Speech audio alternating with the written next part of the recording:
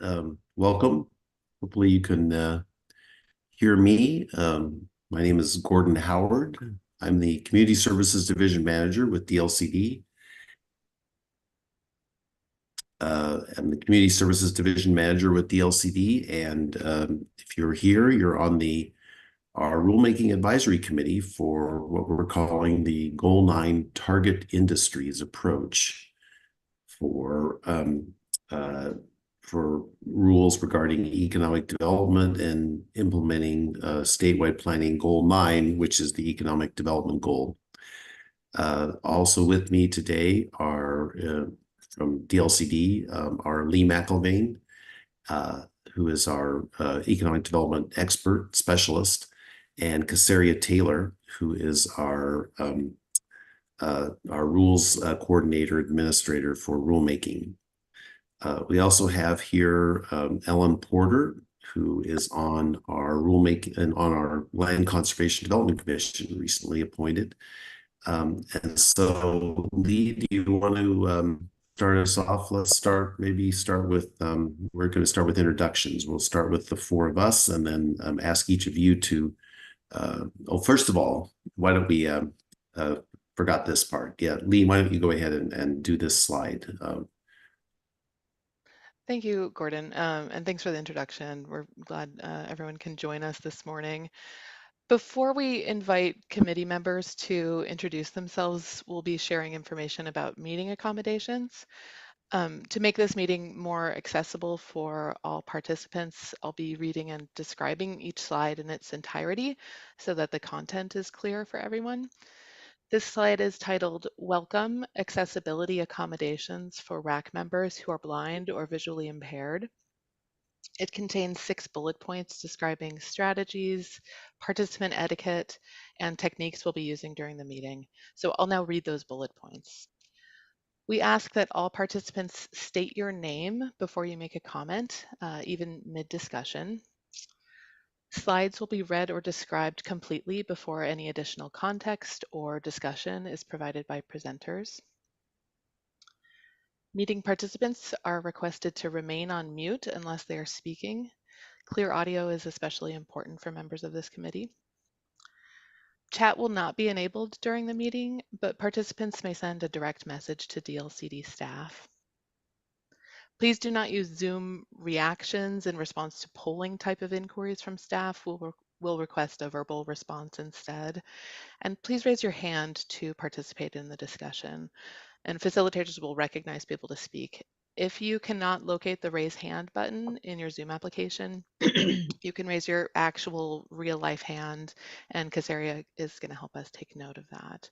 And before we begin introductions, are there any questions about meeting accommodations before we continue with introductions of our committee members?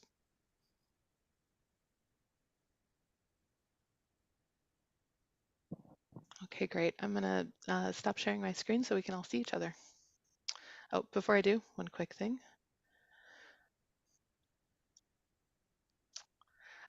We'll be asking that all members of the committee state your name, the organization that you are affiliated with, or the interest that you're representing to this rulemaking, and share with us what you're hoping to achieve through your participation on this committee. And I'll go ahead and include that in the chat so that people can reference it if they need to.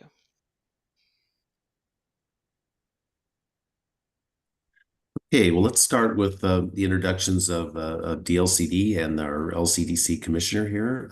As I said earlier, I'm Gordon Howard. I'm the Community Services Division Manager with DLCD.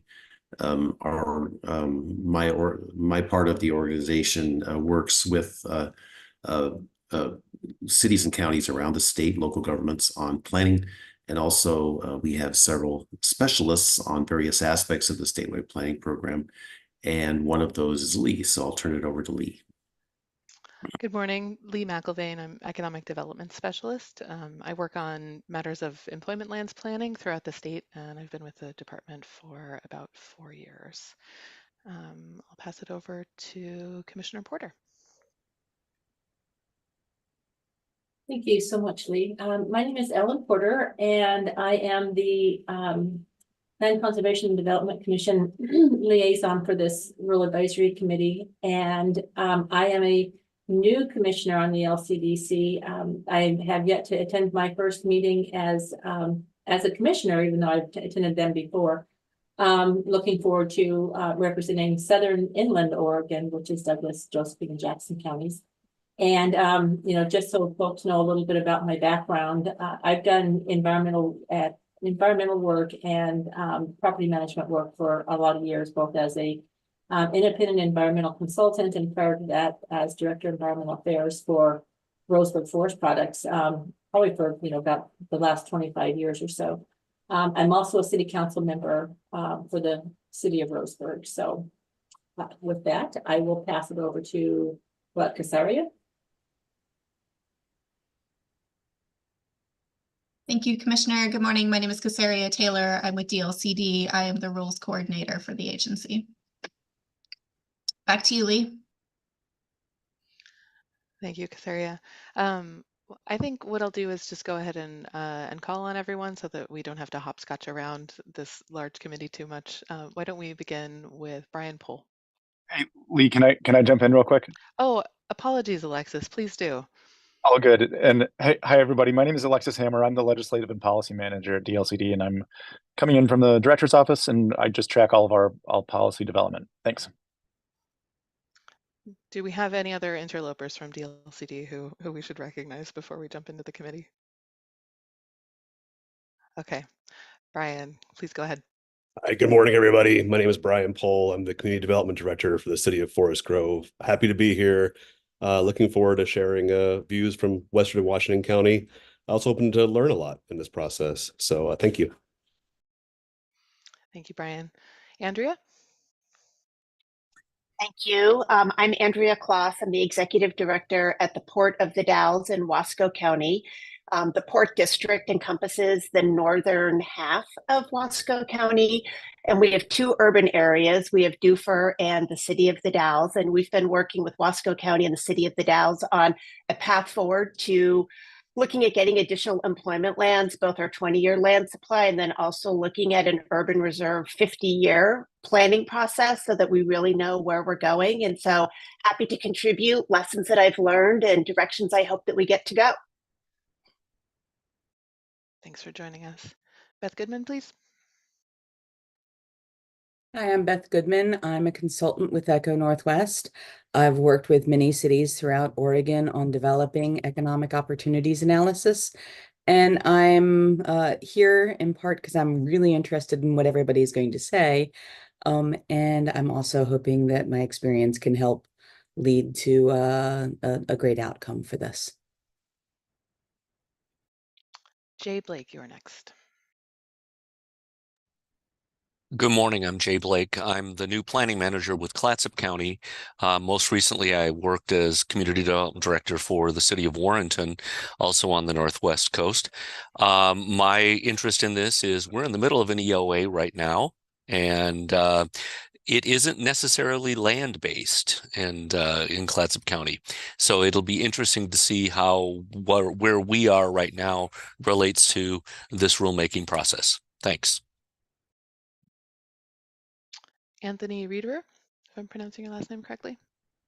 Hey there, good morning, everyone. My name is Anthony Reeder. I am a planning manager. Not quite yet. I am a project manager with the City of Hillsborough, where my focus is policy and the Community Development Code. And I'm hoping to hear everyone's experience and share ours a little bit, having just wrapped up an EOA ourselves in the last year or two. So good to see everyone. David Reed, you're next. Good morning. I'm David Reed. I'm the Executive Director of the Astoria Warrenton Area Chamber of Commerce. Our interest in this is business and clarity, both of rulemaking of rules. Outcome that we would like to see is room for our community to grow judiciously and a clear line for people to be able to do that without too much delay. Thank you. And Frederica Banks, named as Ocean Current on the screen. You are muted. Hello, my name is Frederica Banks. I am a concerned citizen. I am here to represent people that are low income and also people who are physically disabled, who are blind and visually impaired, and to basically have a disabled voice in the planning aspect of the urban development. And I am from Portland, Oregon, in Portland Central, Northwest Portland, Multnomah County.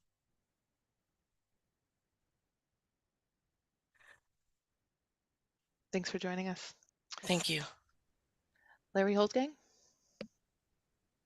Hi, I'm Larry Holzgang. I'm a Regional Development Officer for Business Oregon. So, of course, my interest is adequate industrial land supply for the economic growth of all of our communities across the state.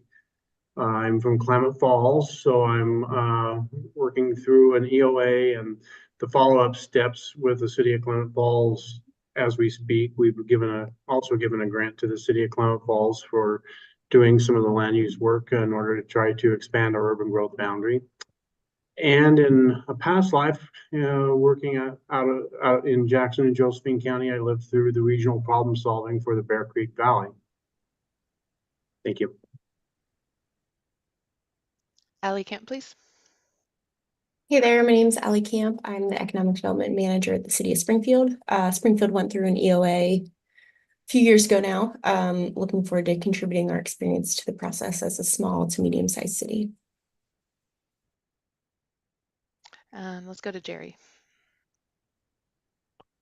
I'm Jerry Johnson with Johnson Economics. I was with Beth. We're a practitioner. We prepare EOAs around the state, and I think we're hoping to both get clarity personally as well as to provide some input from for the range of situations we've run into.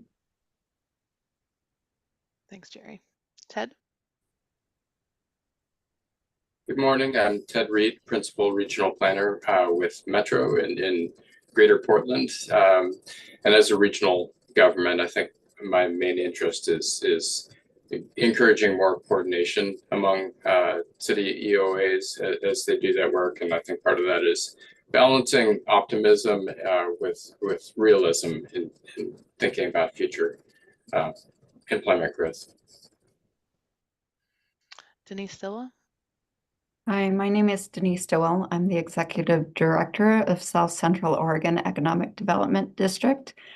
I live in Klamath Falls along with Larry Holzgang, so in the same area, but I serve both Klamath County and Lake County communities.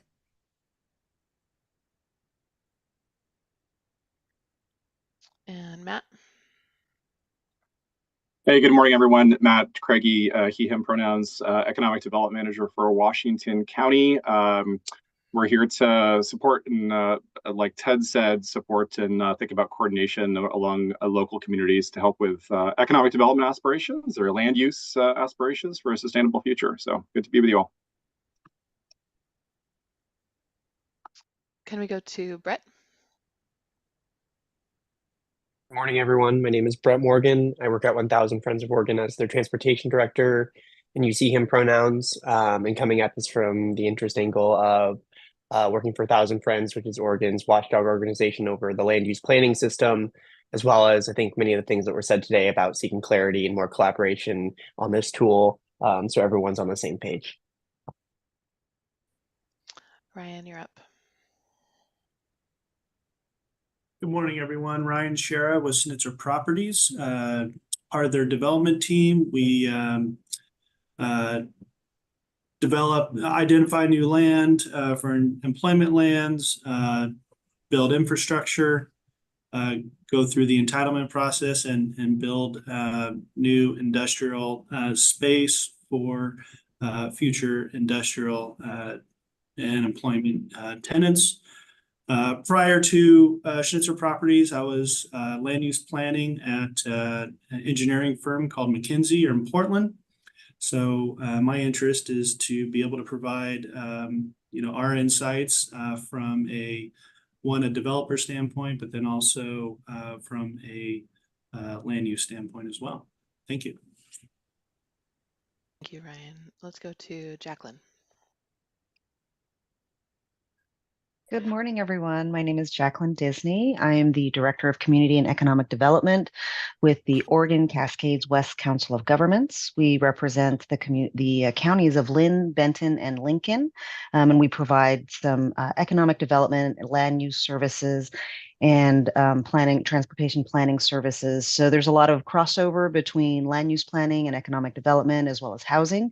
So we have a great deal of interest in this area. I'm new to the process, so here to learn as much as I can and then contribute what expertise we have to offer coming from our communities. Thank you, Jacqueline. Dave. Thank you, Lee. Dave Honeycutt, Oregon Property Owners Association. I represent property owners, urban, rural. I'm a land use attorney by trade and have represented property owners in industrial, commercial, and residential development applications in Oregon and actually across the western part of the United States. So I am looking for predictability and clarity for my property owners, and I'm happy to be here. Heather King, please. Hi, everyone. My name is Heather King. I'm the Executive Director of the Columbia Slough Watershed Council. I'm also a board member of the Multnomah County Drainage District and the Urban Flood Safety and Water Quality Board. I represent the watershed that runs from Fairview Creek all the way to the confluence of the Columbia and Willamette Rivers at Kelly Point Park, and is the most industrialized watershed in the state. So I'm here to give some input on how land is used and learn about the process. I'm also a part of the ongoing Portland EOA process. Bill, you're up. Hi, Bill Reed. I'm the finance director for the city of North Plains. We are reinitiating the process with the county on a current urban growth boundary expansion effort. And the city of North Plains utilized a targeted industries approach to figure out 20-year land need particularly for employment, being about 12 minutes from Intel Rondler Acres on Highway 26 in Washington County. But not really having much of an economy grow up until now, even though we've become a major bedroom community for high-tech employment in Washington County. And so targeted industries approach made sense for North Plains to figure out how to change course and be part of the Washington County economy. Thank you, Bill. McCray. Hi, everyone. My name is McCray Carmichael. I am the Community and Economic Development Director for the Mid-Willamette Valley Council of Governments. We represent Marion, Polk, and Yamhill counties, and several of our members are the cities within these three. We have been, over the past, throughout our entire service, doing economic development. We are an economic development district also, and we have several of our members who are currently doing EOAs or needing to do housing needs analysis and looking to do their EOAs also in the coming years. So I wanted to participate in this to become better prepared to help advocate for our communities and work with them and understand this process. Thank you. Nellie, you're up. Hi, everyone. Nellie McAdams. I'm with a nonprofit organization called Farmland First. I am really interested in learning, especially about the connection between land supply and economic development in economies of the future and in rural versus urban municipalities. And I'd say that I joined because I'm interested in the predictability and reasonable outcomes of any approach that's used for estimating land for economic development, and making sure that that's grounded in rigorous factual analysis and planning principles. And just so you know, too, I'm going to be off camera for the most part because I'm taking care of my newborn. So I am multitasking here. Thanks for joining us. We're impressed with your multitasking. Caroline Irvin, please.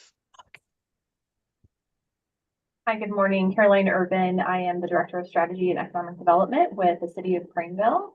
Happy to be here this morning. I'm hoping to bring a rural perspective. I have a background in economic development. The City of Prineville is looking at a UGB expansion, and I'd like to learn more about the process and learn as much as I can. Thanks. Well, thank you everyone for joining us. I'm going to reshare my screen.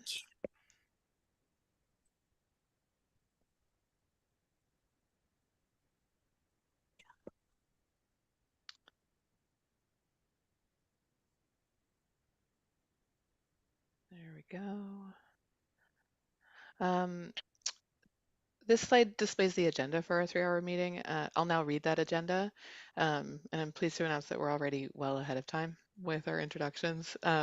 So beginning with introductions this morning, we're then going to move into sort of an orientation for participation on the Rulemaking Advisory Committee, and that'll include an overview of our committee charter, the Rulemaking Advisory Committee process and timeline, and then we'll go over the rulemaking charge.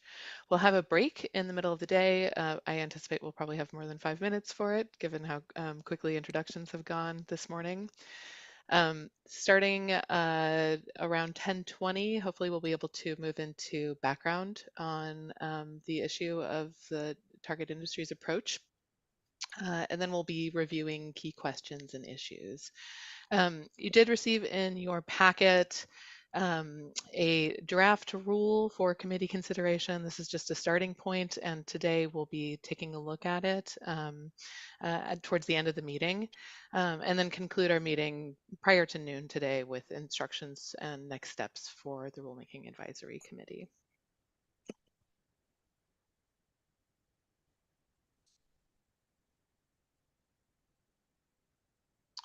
Gordon, I think this slide is Thank you. you. Thank you, Lee. The next slide has to do with the key points of public meetings law. And the first point to make is that this meeting of the Rulemaking Advisory Committee is subject to Oregon's public meetings law and all of the requirements for that, which means that we need to take note, among other things, we need to take notes or minutes of the meeting, have it available for those purposes.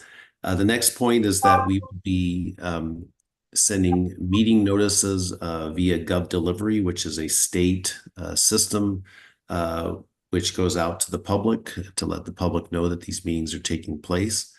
Next, these meetings are being live streamed on YouTube so that the public can observe these meetings if they choose to do so, having received notice through Gov Delivery. We are recording the meetings for posterity, for public records, for help in providing a recommendation eventually to the Land Conservation and Development Commission on this issue if we need to listen in detail. They're also available for you as members to review for any points that you think need to be made or reviewed.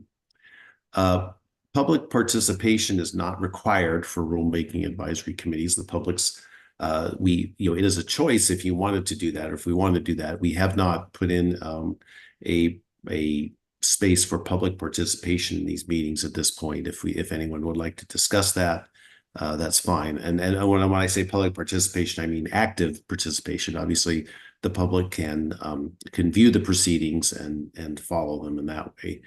And finally, committee members, we request that you email department staff only and not email each other. We don't want or don't need many conversations going on in writing between members that aren't privy. If you do send something to us and request it be forwarded to the entire group, we will be happy to do that. So that concludes this slide. Do we have any go forward, or does anyone have any questions about this, any of these points? I should note also that everyone should have received a link to a Rulemaking Advisory Committee orientation video in your meeting materials. If you have not already watched that video, that provides a little bit more context about public meetings law rules and other important information for participating in any RAC at DLCD. So it's only about 10 minutes long. If you haven't had the opportunity to do it, please take a look at it this week.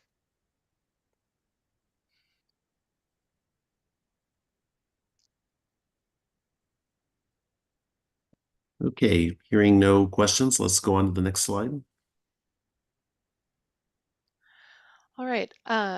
This slide is titled RAC Charter. It provides an overview of the sections of the charter provided in your meeting packet. Those sections include the purpose of the Goal 9 Target Industries Approach Rulemaking Advisory Committee, its organizational structure, information about meetings, decision-making and commitments, member expectations, and our process and schedule. Our RAC charter states that the purpose of the rulemaking is to clarify the appropriate use of the target industries approach in local economic opportunities analyses. State and commission policy requires that community members or the public be involved in drafting of rules. That is you, and the committee is advisory to staff and is not a voting body. Members are expected to work collaboratively, to make a good faith effort, to review meeting materials in advance of each meeting, to engage in open communication with staff and with each other on issues that could affect what we're discussing. The charter includes information requesting that RAC members refer media inquiries about this process to staff. If a committee member does speak to the media, DLCD staff asks that you identify that your views are your own at that time. The section of the charter titled Process includes basic group agreements about listening to understand, allowing for a balance of speaking time and communicating on behalf of your group or interested party. Are there any questions about our Rulemaking Advisory Committee charter or important additions that staff should consider prior to engaging in our work together? I can pause here for questions if there are any suggestions for changes to our group charter.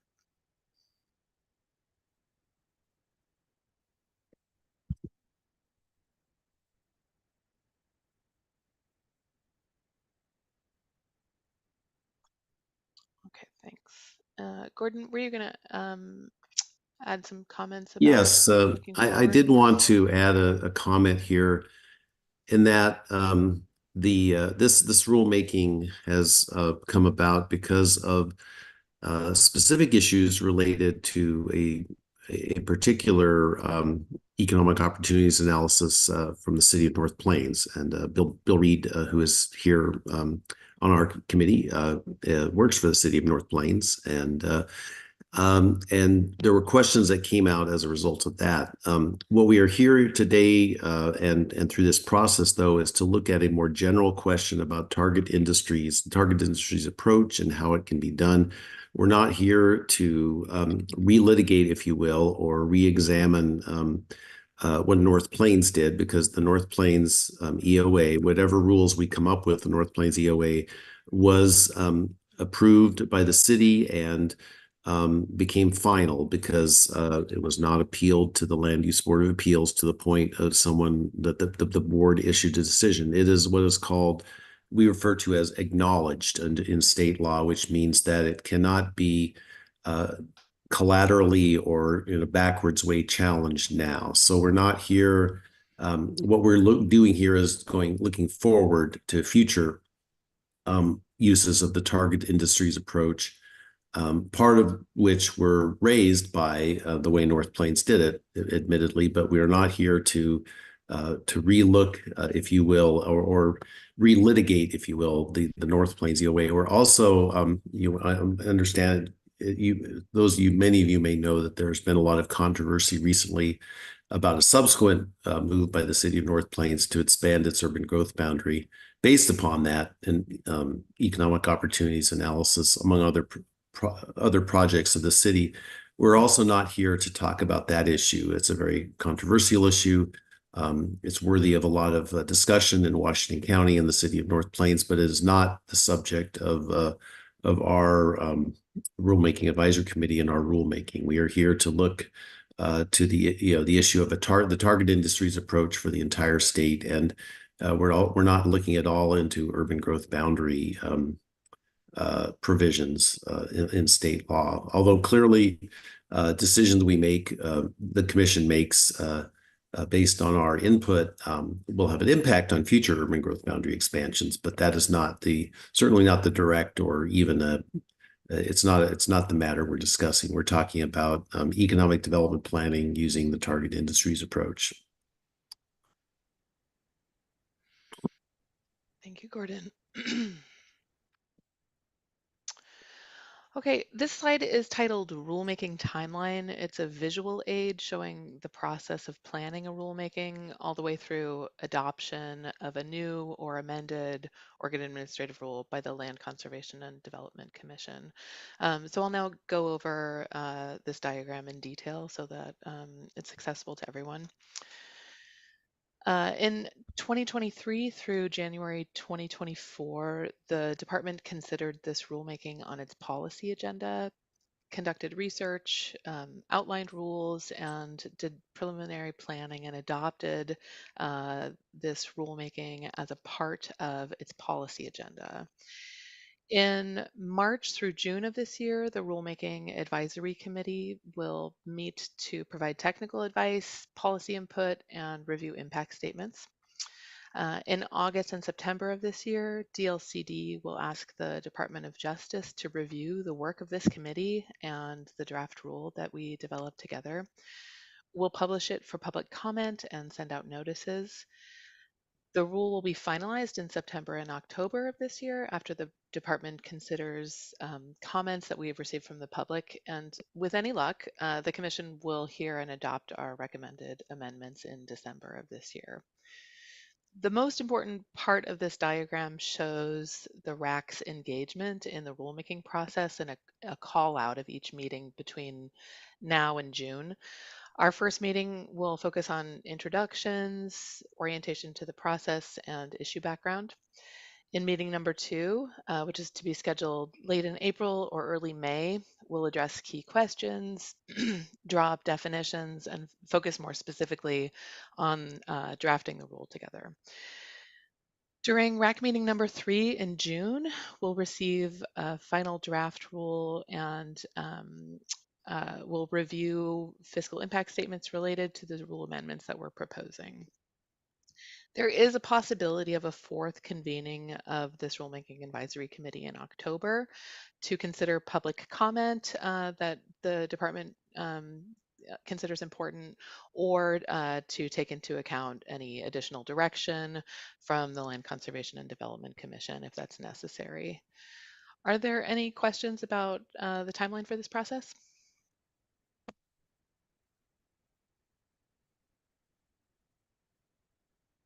Okay, perfect. This slide is titled Rulemaking Charge, and it includes the 8 key areas that the Commission has asked this Rulemaking Advisory Committee to address. These points are not numbered in your packet. I've included numbers here for ease of discussion.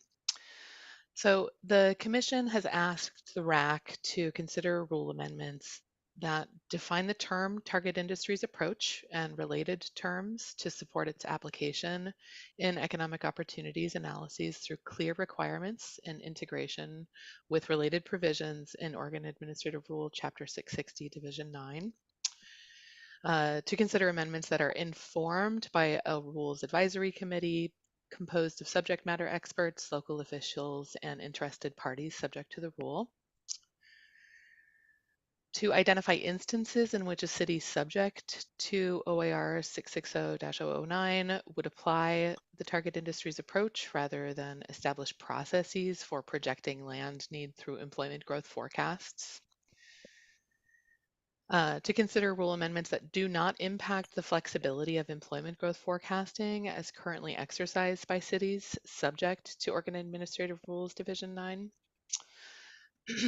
to establish guidance in Chapter 660, Division 9, requiring that job growth projections are connected to land and site needs identified through the target industries approach in economic opportunities analysis, that are informed by existing case law addressing the use of the target industries approach and rely on the use of existing resources to provide rationale for analyses.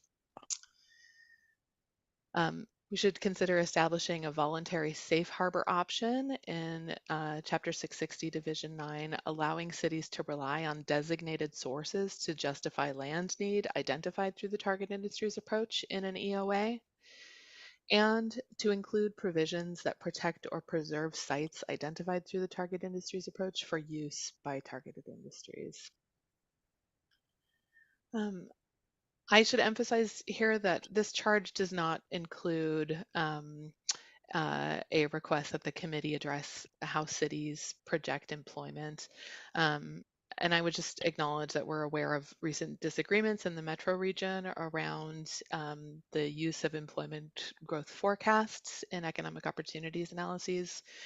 The Land Use Board of Appeals has made a decision on this issue, and the Land Conservation and Development Commission directed this RAC to not consider it as a part of this rulemaking effort. So we're going to focus our work on identifying land need. Are there questions about the rulemaking charge? We're a bit ahead of schedule, and so we'd welcome any discussion at this point if anyone would like clarification or has some reactions to this.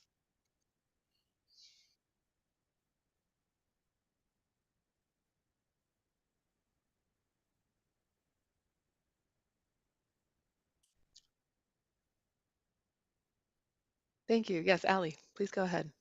Hey there, Allie Camp. I'm curious if maybe you can just provide a little bit more background over how we got to this point today. What is causing the relook at rulemaking?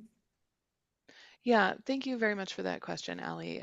We actually will be reviewing some of the issue background in a future portion of this meeting, which will give a little bit more context of how we're asking the Rulemaking Advisory Committee to look at the target industries approach within the overall context of employment lands planning.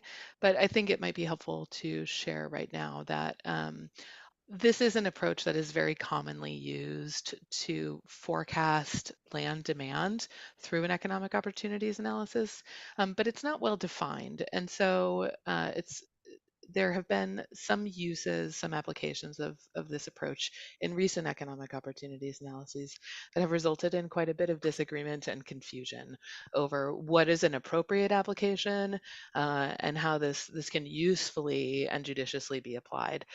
So that's what we're here to discuss today, and how to interpret the advice of this committee and transform that into rule that'll serve as guidance in the future. I hope that is helpful, but would welcome any follow-up questions if there are any. Beth, please. May I comment from a practitioner's perspective? Absolutely. I've used this approach for cities, including for Springfield, and some of the idea is when you're doing an EOA, an awful lot of the assumptions about future growth, some of them are based on existing conditions. So in a city that doesn't have much industrial land or many industrial sites, developed or not, that are bigger than, let's just say bigger than 5 acres, how do you use that as the basis for doing something different in the future? So it's used sometimes to answer the question, how is the future going to be different from the past in terms of economic development? Thank you. And just for the benefit of all members of our committee, that was Beth Goodman from Echo Northwest speaking, and a reminder to everyone to please share your name before you speak. Thank you.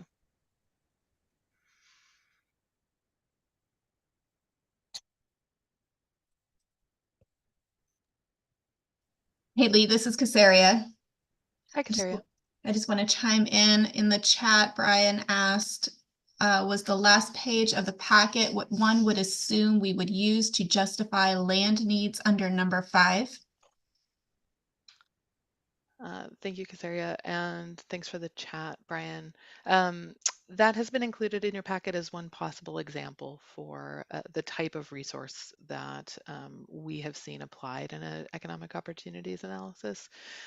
There's some resource documents included in your packet that we might not be discussing today, but I think serve as useful background for how the department is thinking about this issue.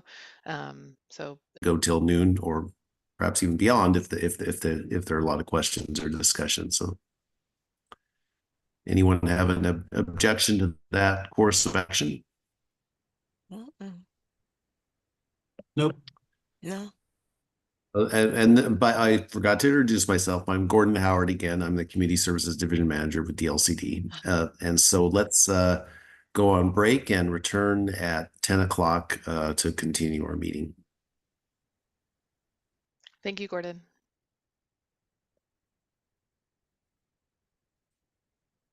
The default speaker has changed. The speaker's left parent 2-high definition audio device right parent and will now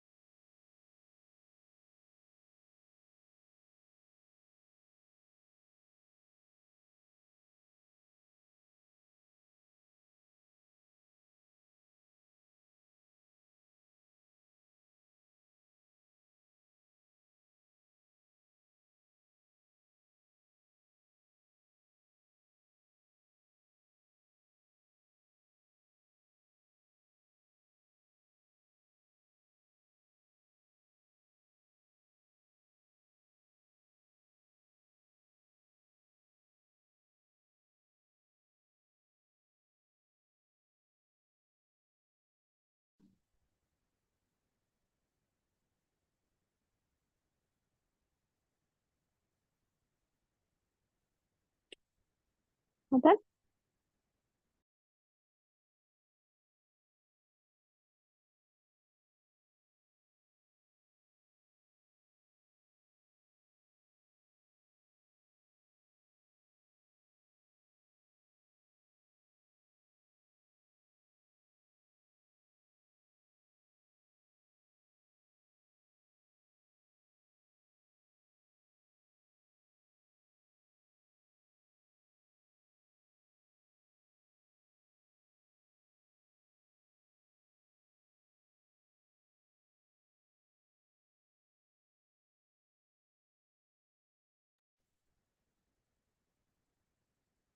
Is there anyone?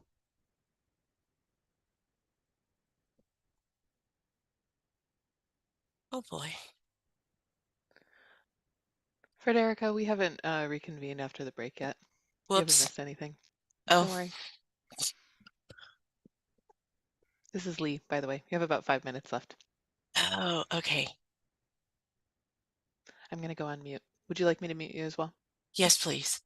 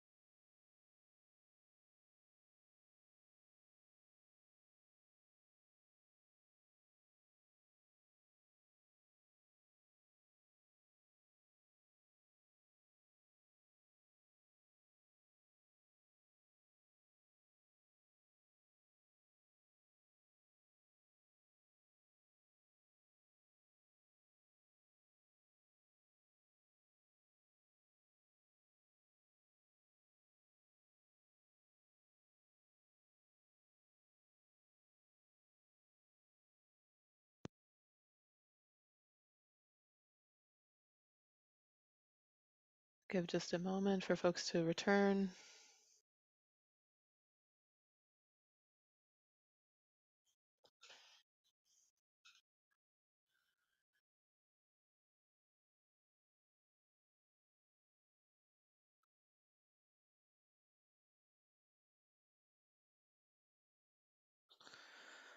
All right, I hope everyone had a good break, didn't get too lost in their email.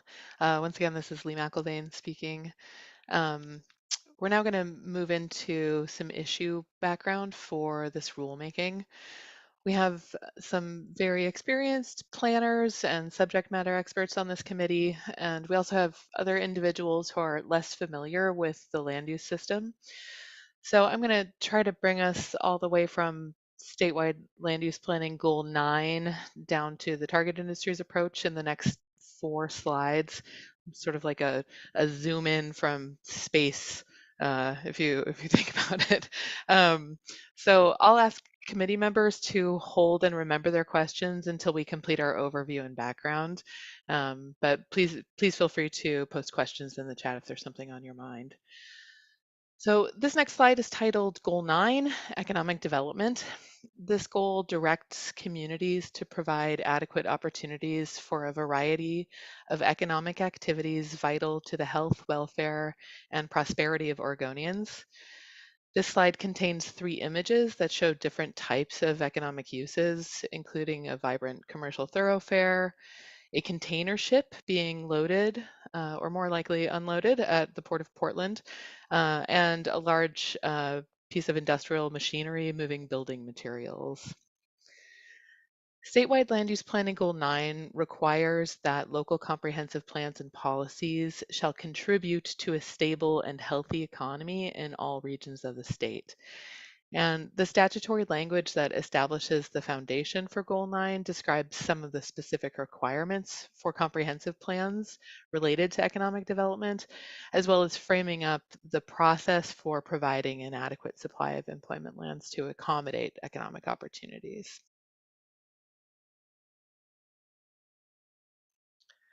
This slide is titled Employment Lands and Economic Opportunities Analysis.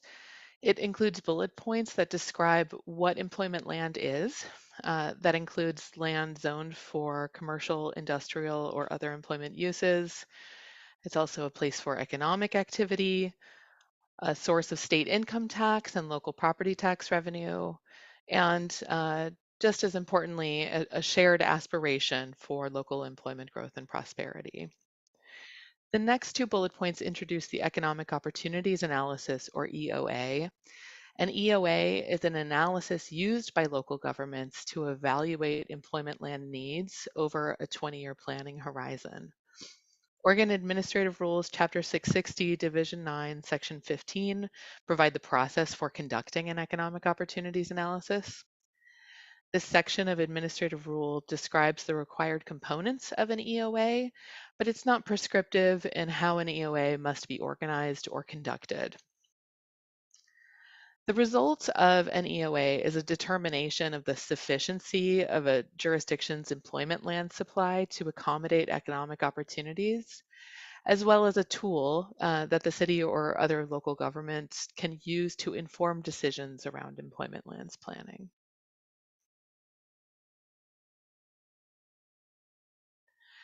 This slide is titled Economic Opportunities Analysis, or EOA, and it shows a summary of the steps used to comply with OAR 660, Division 9, Section 15, to forecast local land demand. OAR 660, Division 9, Section 15 requires that the economic opportunities analysis evaluate national, state, regional, and local economic trends that might influence future economic opportunities. Cities then typically project local job growth based on employment growth forecasts provided by either the developed land or using expert consultation in the EOA for cities that want to take a different approach. And one form of expert consultation is the target industries approach. Many cities use a combination of approaches, applying some analysis of job density by industry, but also considering the site needs of desirable industries to determine the nature of their total land need.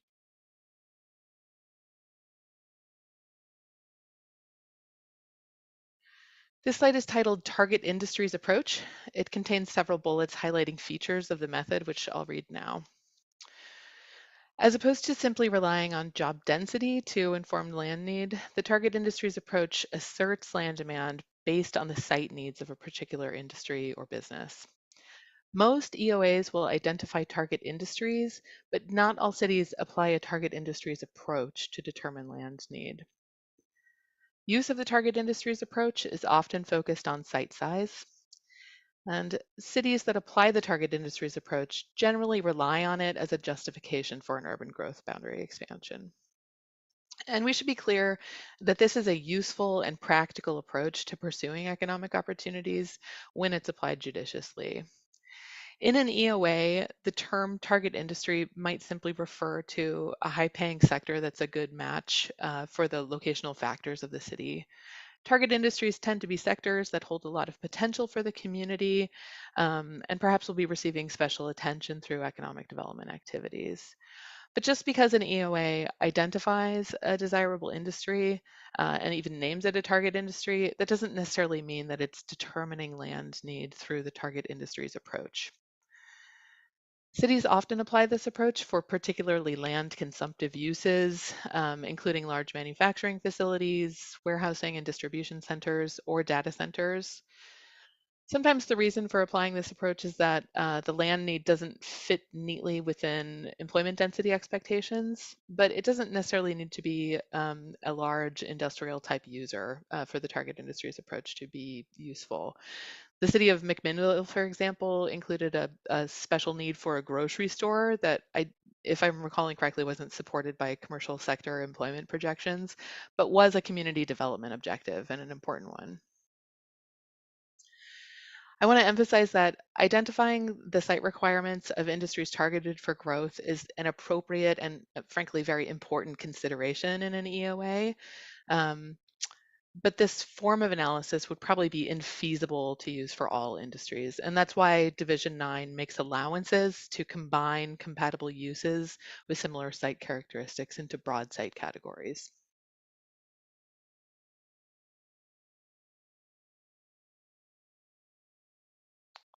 Gordon, I think that brings us to you. Yes, thank you, Lee. Gordon Howard, Community Services Division Manager with Department of Land Conservation and Development. In looking at the legal precedent, I looked for cases that litigated the overall target industries approach, and frankly, I did not find any such cases that directly implicated that approach. And I think the conclusion that I've come to is that because it is generally accepted as a methodology that can be used by cities to do their economic opportunities analysis. Now, as with many things, the devil is in the details on how it's used, and there certainly could be litigation on those issues. But the one case I think that was exemplar, that best comes close, although not completely, to showing that the target industries approach is generally accepted, is a case that actually did not involve, as a legal area of legal controversy, the target industries approach, and that was 1,000 Friends of Oregon versus Land Conservation Development Commission, a legal precedent, and the site for those of you who want to burn your eyeballs out by reading an actual legal opinion of the Court of Appeals is 239 P3rd 272, and it was issued in 2010. The issue before the court was the City of Woodburn's economic opportunities analysis and associated urban growth boundary expansion. The fundamental issue that the Court of Appeals addressed in this decision and in a subsequent decision is not under consideration by this RAC and right now by our committee right now. The crux of the issue the court dealt with is what we call the market choice issue. The City of Woodburn adopted and LCDC affirmed an urban growth boundary expansion that included more than a 20-year industrial land supply on the assumption that industrial land developers needed what they called market choice to provide for a functioning land market, and this required approval of an urban growth boundary expansion that provided for more than a 20-year land supply. The Court of Appeals rejected this argument, both in this decision and in a subsequent decision after our commission approved the same Woodburn UGB expansion with different findings. But another aspect that's relevant for our work here in the Woodburn Economic Opportunities Analysis was that the city adopted a target industries approach to the type of businesses it wanted to bring to the city. To quote from the Court of Appeals decision, Woodburn has economic development strategy to target specific high-wage industries that might choose the city because of its comparative advantage, presumably in the middle of the Willamette Valley, along I-5, with rail access, et cetera. These included printing and publishing, stone, clay, and glass. These are some of the categories listed in the Court of Appeals decision. Fabricated metal, industrial machinery equipment, transportation equipment, truck warehousing, wholesale trade, durables, wholesale trade of durables and non-durables, business services, health services, and engineering management.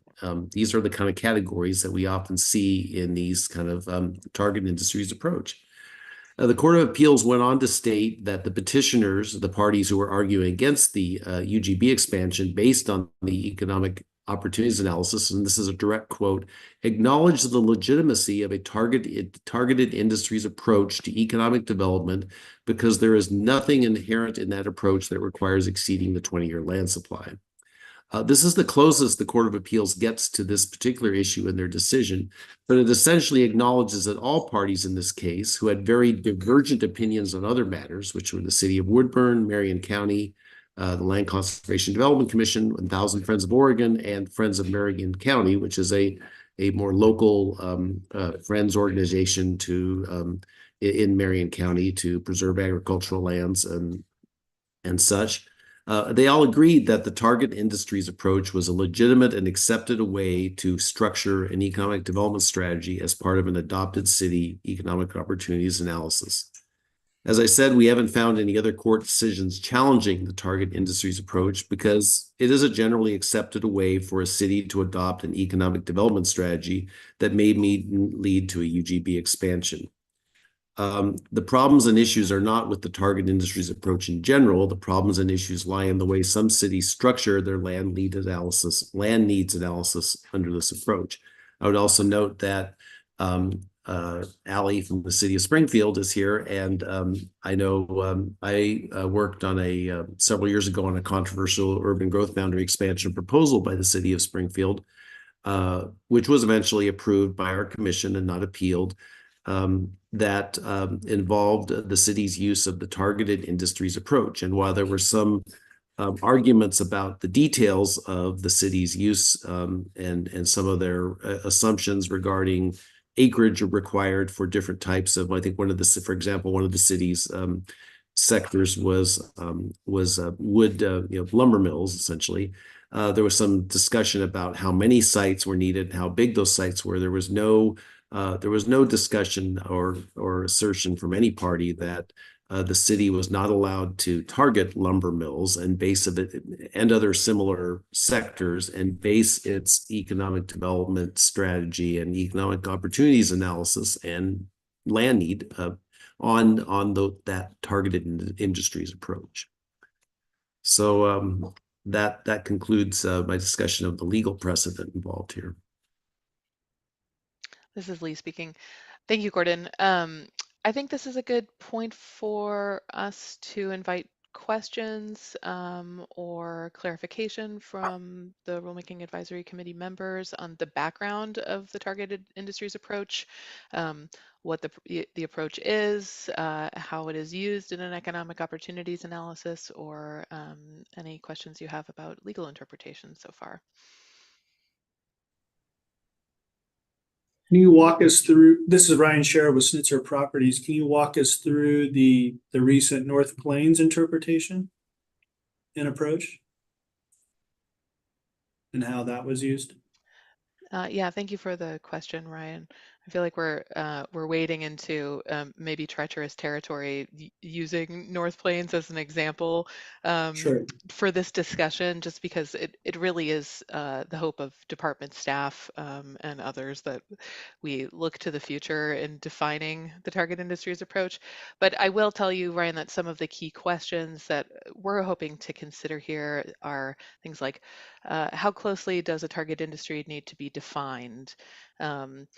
Does using the target industries approach have a connection to expected employment growth forecasts in any way? How much can a target industry be applied over the total land need of a community? Those are the types of questions that we're hoping to be able to answer. Okay, thank you. Sure thing. Nellie, you have your hand up? Yeah, I just had a question about the relationship between target industries and employees per acre.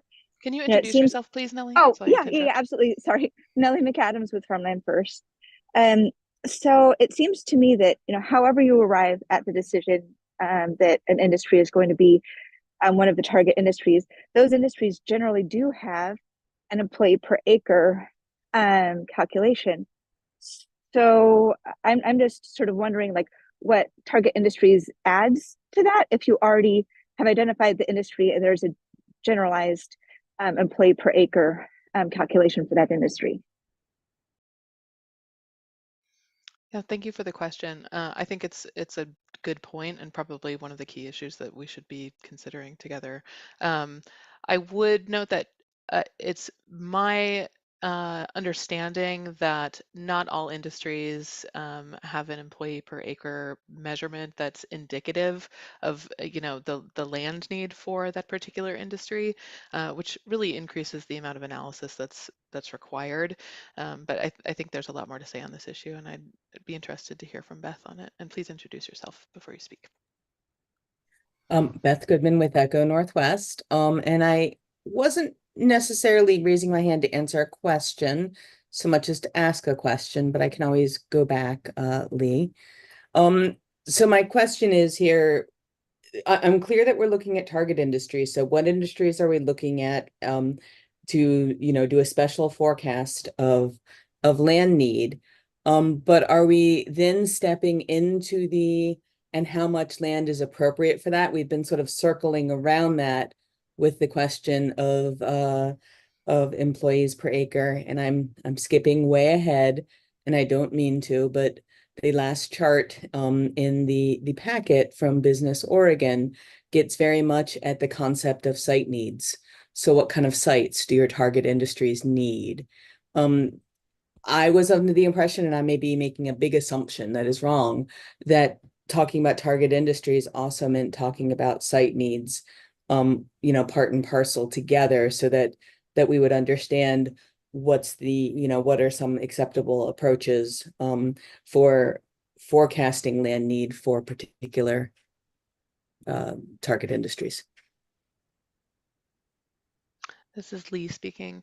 Yeah, Beth, I agree, and I think that's pretty clear in the rulemaking charge that the commission would like for us to attempt to address that issue of how it is that we estimate land demand through a target industries approach and what sorts of justifications might be appropriate.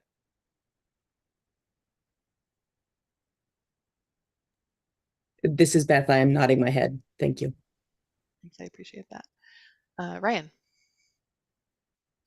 Ryan Sherritt, Snitzer Properties. Question, does the existing target approach focus only on the primary industry, or does it also factor in the accessory and supportive industries that support the primary industry and the land that's needed and associated with all of those businesses to help support, say, an Intel or a Tektronix? And because there's warehousers, suppliers, wholesalers that co-locate. Oh, hey, our big client is in Hillsborough and, or Sherwood or wherever, or Clackamas County, we need to be near them and locate and be within close proximity to them so we can, do business efficiently.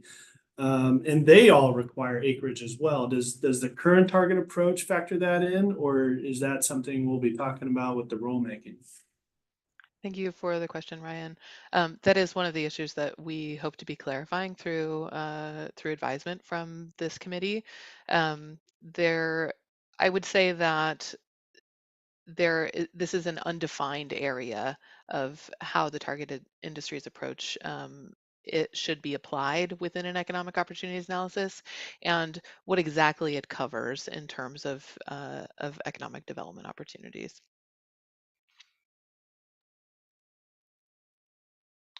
Frederica, you have your hand up.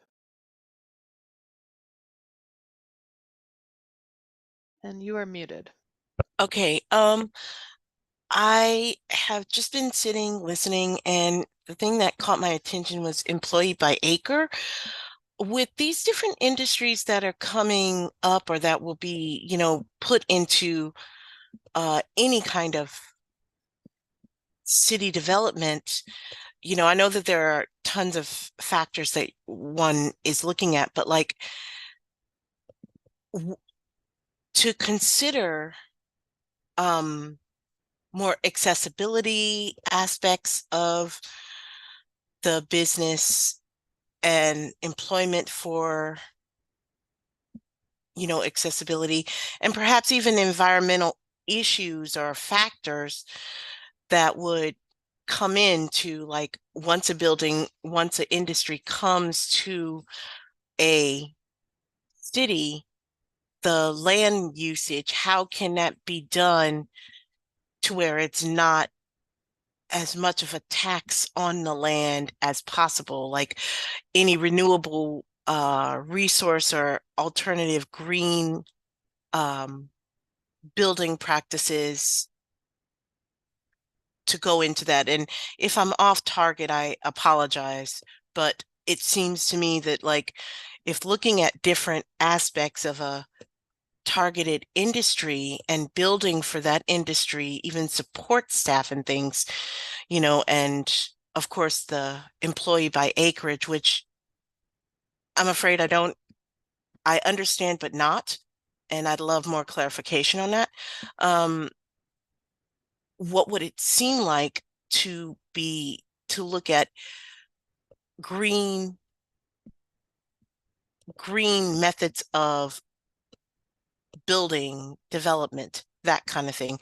Does my question make sense to most? Yes. Thank I you. hope I can respond to your question, and would invite anyone else who would like to join in to respond to Frederica as well. I'll address your most direct question first on just asking for clarification about employees per acre measurements. So this is a metric that is used in an economic opportunities analysis to estimate the amount of land that is going to be needed based on what we expect employment growth to be in a community over a 20-year planning horizon. So we would say, okay, if we're expecting 10 additional industrial jobs in one community, and we're thinking that those jobs are likely going to be warehousing and distribution, we should expect that we would need about 1 acre of land to accommodate those 10 additional industrial jobs in that particular industry. Economic opportunities analyses can be quite detailed and go through that analysis for multiple types of industries and take many other factors into consideration. But that's sort of I would say a somewhat rudimentary description of how it is that a city might use an employees per acre measurement to anticipate employment growth. In regards to your other questions about sustainability and job accessibility, I am afraid that some of those issues are outside of the direction provided us by the Commission under the rulemaking charge, but are very important questions of statewide and local significance. And so I hope that local comprehensive plans would consider those types of concerns and issues. So thanks for the question. Is there anyone else that would like to add to that? This is Nellie with Farmland First. I want to express gratitude to Frederica for thinking in a big picture about the charge of this committee, even if they are issues that we're not directly charged with answering here. And just say that I noted, in goal 9, it states that economic development is for the health of communities as well. And so I think Frederica's concerns about accessibility for environment, even emissions that can be expected from these industries kind of seems in the spirit of this conversation. So I appreciate that. And then, in terms of building design and how that factors into land supply and demand, I'm just sort of wondering if someone could explain a little bit about, first of all, infill and how that affects and available land within cities and how that affects how land supply is or land demand is determined through the target industries approach, and also kind of projections for how industries will change in terms of increased efficiencies on their existing footprint, or considering that we're increasingly a remote workplace and don't use office buildings. So just how does it adapt to those future considerations that might not be reflected in current employees per acre? All excellent points. Thank you, Nellie. Actually, I would invite either Jerry or Beth to join the discussion in response to Nellie, just to share how some of the most common approaches used by local governments tend to play out in regards to those questions right now. Please feel free to come off mute and introduce yourself. Sorry, yeah, hi, Jerry Johnson with Johnson Economics. I know Beth, you're going to. When we take a look at this, a lot of these issues are really broader and sort of outside of the goal 9 construct. But again, the target industries are not just a methodological approach. It's also something that has to be approved by the advisory committees and the jurisdiction as to things they actually desire and like to see. We have jurisdictions that actually would like nothing to happen in their jurisdiction, and which is totally achievable. If you want nothing to happen, you can make sure that, or you can at least support nothing happening. At the same time, when we take a look at issues like redevelopment infill, and that's all part of the capacity analysis, because eventually when you do an economic opportunities analysis, you talk about what you need, then you take a look at the buildable land inventory and try to figure out what your actual capacity is. And we're actually working with this with Ted Reed with Metro right now, and ECO as well as far as a team. And it comes down to what do we expect redevelopment to occur? And redevelopment for a lot of employment uses are not very high, right? Because you don't get a net gain. You may have an obsolete configuration of space and you redevelop it, but the coverage ratios aren't always higher. In fact, often they're lower because of additional needs for parking and things. But we take a look at those. So those are factored in. And at the same time, much as Ryan talked about, when we do take a look at target industries, this is another issue we try to deal with, which is the support industries and the supply chain, what industries need to be there. Quite often you target industry because you actually have a lot of support industries in your local economy, but sometimes you need those as well. And so you just need to make sure you account for that. I mean, that's more of a practitioner piece and it's more fine-tuned than this is probably going to get to. Hopefully in the rulemaking, we get to continue to do that because I think it's an important aspect of it, as well as some of the site things you talked about, size being one of the key pieces, but there's lots of other. You point out, you include the McKenzie chart in the back, which I love. We use that all the time, which is there's a lot of factors in the site that are required. Maybe that it needs rail access. It may need a certain amount of water. It may need, power at certain levels that quite often needs to have access and visibility that you can't address. If it needs to be on the I-5 corridor, it can't be off the I-5 corridor, right? So you've got to, there's certain things you can address and certain things you can't. And I think that's part of the target industries is basically making sure that you have the locational requirements that are consistent with the needs of that particular industry locally.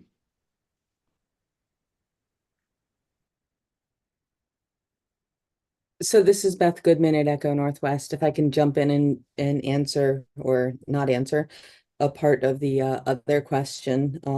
You asked about trends for things like work from home and office demand trends, automation. I'd put on there also the change in retail. So more online shopping, that kind of thing. So these are all things that have been going on for a long time. And of course, the pandemic accelerated them. And we're starting to see some things settle back down. I'll take work from home, for instance. It's clear that a lot more people are working from home than used to, and that you've got different configurations, things like hybrid, so in the office some of the week and not others of the week. Um, Stepping outside of the Portland region, I'd also comment that commuting is a different problem in many of our communities. In other words, we're not Los Angeles or Chicago, where you have really common commutes of an hour or three. And so the pressure in a place like Eugene and Salem is different, or, Bend or Madras is different than the pressure in some of those big cities. So what we've been, paying attention to work from home and office uses, what we've been seeing is some stabilization, not entire stabilization, but some stabilization. And keep in mind that only a segment of people, a very often privileged segment of people, can work from home. So your white collar workers, oftentimes, higher paid workers, knowledge workers, that kind of thing. There are a lot of jobs that still have to or are required to be in person. So we're taking those things into consideration as we're thinking about what might be the future land needs over the next 20 years. Something like retail, while you're seeing fewer of certain types of retail opportunities, you still have need for things that are retail or retail adjacent, that are experiential. So your wine tasting or your restaurants or your, I don't know, other people buy furniture online, but I like to sit my butt on it before I buy it. So there are some things that are still going to be very much in person, and things that we don't imagine now will be commercial type land needs in the future. So I don't have a crystal ball, but we're thinking about those things and trying to account for them in the analysis. Thank you, Jerry and Beth. Appreciate that. Larry, you've been very patient. Well, it's not going away. So it's easy to be patient. Larry Holzgang with Business Oregon. And since we're talking about jobs per acre, Business Oregon has put a fair amount of effort into trying to come up with, reasonable estimates for that sort of thing. But at the same time, I want to just offer that it's evolving. And so estimates that are here with us today may be the best we have to work with. But even as we speak, I'm working with a company that is going to double their production. It's a large capital investment. It'll be a lot of automation, and they will not be adding any jobs to double their production. So in that particular industry, as an example, that estimate of jobs per acre, may not be static. Let's say that. So I just want to offer a note of caution that these things are evolving, especially as there's more automation. I suspect AI is going to play a role with that. And with more people working from home, that's going to play a role with that, because jobs that might have been in an office with a plant may not have to go into the office. So lots of things changing. This is Lee speaking. Thank you for sharing that, Larry. I'm curious if the business that you're referring to is expanding its physical footprint and production without expanding its employment. They'll be adding buildings and equipment, yeah. Thank you. Andrea, you have your hand raised.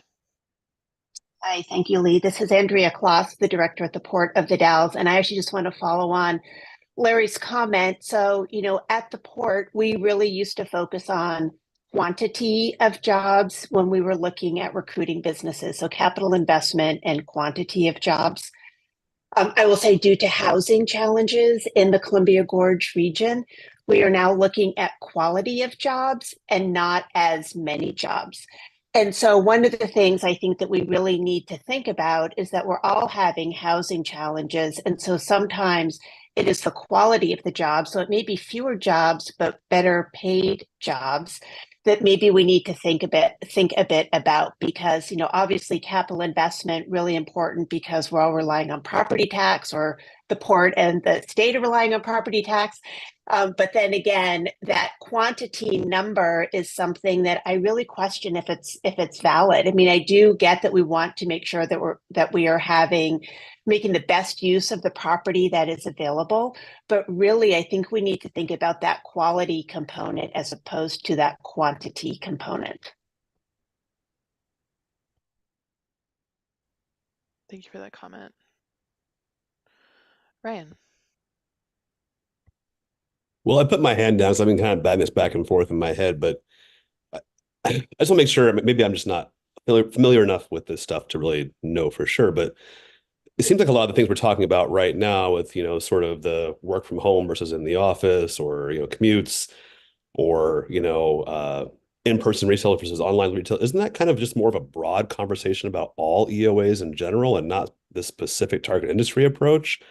Because I don't know if the conversation is drifting here a little bit, or if I'm just kind of not following along.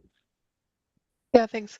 I think we are getting a little bit more expansive as we consider this, and I think it's probably pretty natural for us to expand into this conversation and then narrow back in on target industries. But I do think that Andrea's comment, for example, on job quality is relevant to the question of target industries, because a lot of the time when a city identifies an industry that it would like to recruit or expand and uses the target industries approach to justify the land need for that industry, it's not necessarily always a job creation goal that is coming along with that. I know that local property tax revenues are something that is an important economic development objective in many cities in Oregon, especially those that are sort of stuck in a bedroom community status. So I think that there are additional considerations beyond quantity of jobs and how that should be considered in a target industry. Ryan Shara, please. Ryan Shara, Snitzer Properties. To that point, just to add on, I understand quality of jobs plays into property tax revenue for jurisdictions, which helps, you know, fund our infrastructure, et cetera. But if you only have the high-paying jobs coming to your community, the people who are not qualified for those high-paying jobs, where's the jobs for them in the community? So there needs to be some consideration, of course, for, you know, some quantity, because a larger portion of your population is they're not all going to be high-paying, high-quality jobs in terms of, you know, the amount. It's going to be a lower percentage that are qualified for those jobs, and you still need to account for, you know, that lower wage, lower skill jobs. That's my comment. Thank you, Ryan. Sorry, this is Jerry Johnson with Johnson Economics. I actually want to expand on what Ryan said. It's not just lower pay, lower skill. Sometimes it's matching your labor force. Not every job needs a college degree, although people with college degrees, like probably everyone in the room here, tries to think that, but that's not at all the case. And it's also not necessarily low paying. A lot of these jobs are very high paying. And so we do try to take a look at not just, you know, the quality of the jobs, but actually the applicability to your local labor force. Does it actually match the skill requirements or skill that you have in your local labor force? And is it going to help your local community find local employment?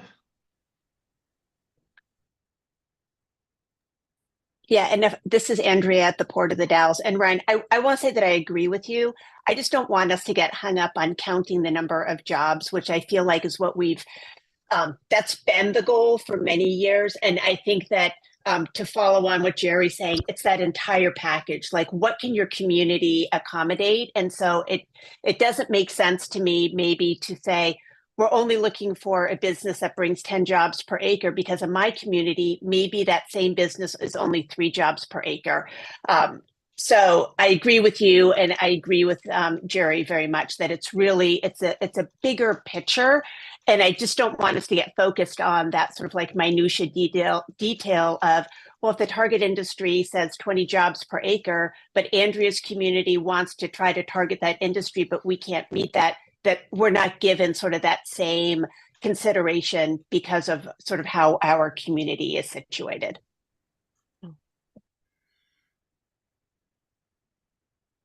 Brett, please go ahead. Yeah, this is Brett Morgan with 1000 Friends of Oregon. I just appreciate this conversation in the sense that we're putting together a few different components of how land use planning comes together, particularly economic development and housing. And I just wanted to put in there, we know from previous studies and the ongoing work of the Oregon Housing Needs Analysis, 93% of the housing needs that we have in Oregon are low to moderate income folks.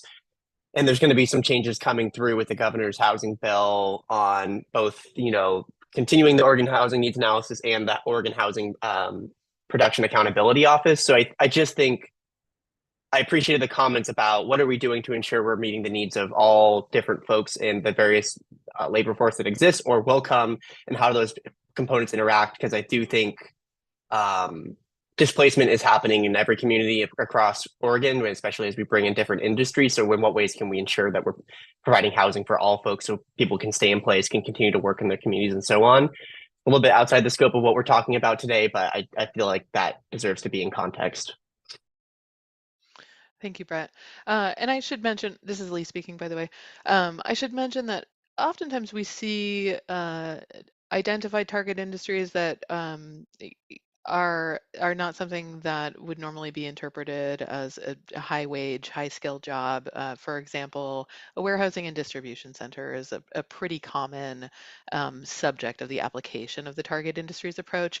And that does provide accessible middle wage jobs for people, that prevent fewer barriers to employment.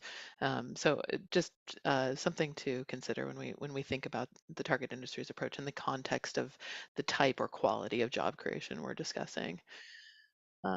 Andrea, do you have an old hand up, or is Frederica next? Okay, thanks. Please go ahead, Frederica. You're muted. Okay, yeah, listening to this and hearing what everyone had to say, Brett, I appreciate what you were saying as far as the different types of people and, displacement and things like that. But I wonder about, looking at the lady from the Dalles. I appreciate you asking about the quality of jobs. And one of the questions that I have is, within these quality of jobs or the displacement and things, looking at environmental impact and accessibility, of course, how can these different industries look at the different types of people that will be working for them or that can work for them, and looking at, land usage and environmental impact, how can you use less land for more effect, or, like I said, using alternative methods of building, alternative methods of energy power, right? Windmills, solar panels, using those type of methods, and perhaps light rails instead of having people drive in. How can that kind of thing be implemented into things moving forward?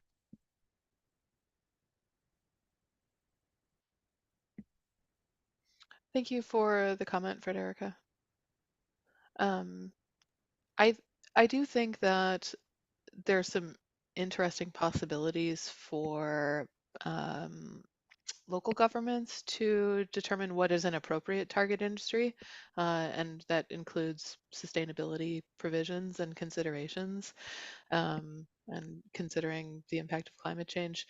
I'm not sure that it's something that we would necessarily be introducing into this rule amendment, but it's worthy of consideration. Beth, please go ahead. This is Beth Goodman with Echo Northwest. Just going to reflect back to what was being said about number of employees per site and that kind of thing. I am constantly surprised by what, say, has happened, surprised in a good way, what has happened at some of our data center sites, especially in Central and Eastern Oregon, where you had what was originally a decade or a little more ago, a large site with one building on it and few employees. And now, say in Prineville, I understand that some of their data sites, those same sites, instead of one building, they have 10 or 11 buildings, and several hundred employees working there. So remember that what we're planning for today and what it may grow into over a longer period of time can be different things. Thank you, Beth. Nellie, before we get to you, I wonder if Caroline Irvin might like to respond, since you're representing the city of Prineville. I know you're off camera, so I hope you're still here with us.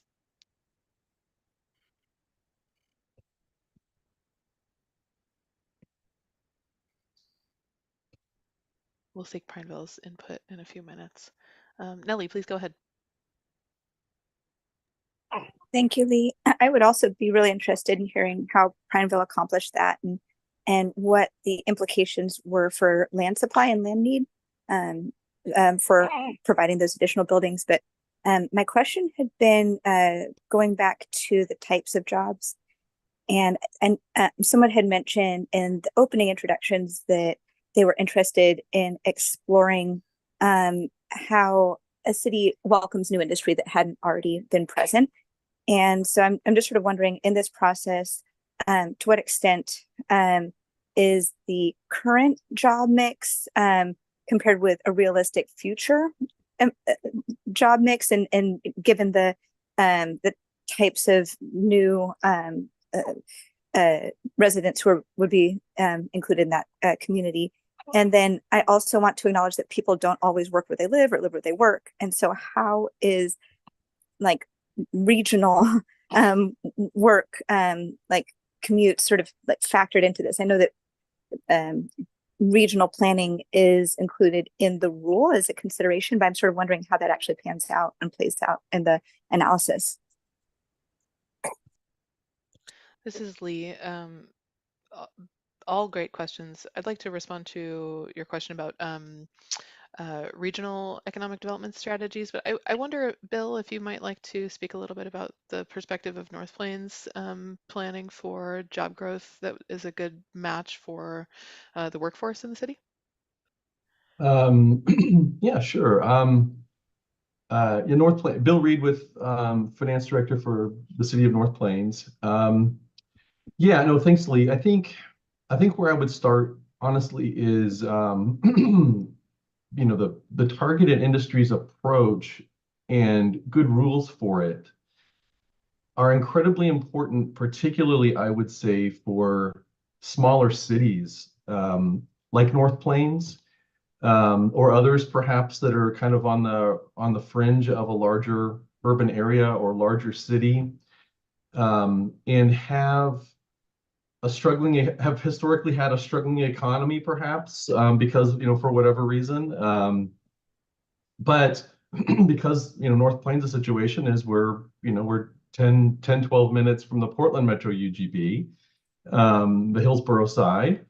And the city has seen a lot of housing growth, population growth, because we're so close and an easy commute for a lot of employment. But you know, we're a small semi-rural community, and you know, it's been a challenge spurring a local economy historically.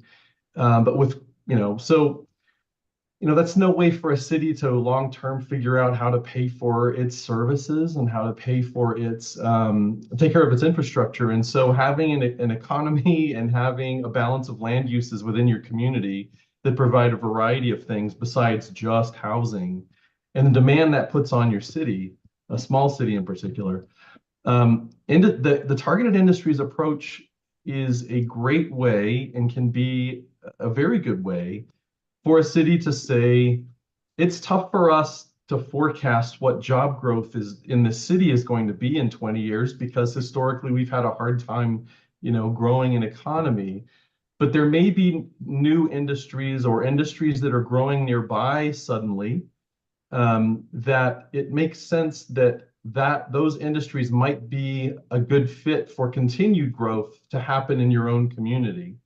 But it's tough to forecast growth for those industries. Maybe they're newer, maybe they didn't exist 3 years ago. Maybe they certainly aren't already in your community, and so you don't have economic trend in your city to take and project forward with that trend. So a target industries approach is a great for a city or cities in those situations where you look to appropriate industries and employers in to come to your community that weren't there before and are hard to forecast, but you can see if they're appropriate for your city and therefore plan for them potentially on a site and land need basis. So I would just put that out there that that's for a lot of cities out there, this rulemaking process I think is going to be very consequential and can be a very positive tool. I think though that it's a challenge. The targeted industries approach helps smaller cities figure out how to deal with the challenge of forecasting growth and employment land need that gets calculated based on that, when you're trying to change things about your community for the better. So that's kind of what we're, at least North Plains anyway, is looking forward to seeing from this is, rules and guidance on how to do that perhaps better or more specifically, so that there can be employment growth in the community. That's a positive contribution. So I would just keep it at that, and I won't get into the weeds necessarily of what North Plains' methodology was, but that's the gist of it, of our intent. This is Lee. Thank you, Bill. I think that was really helpful.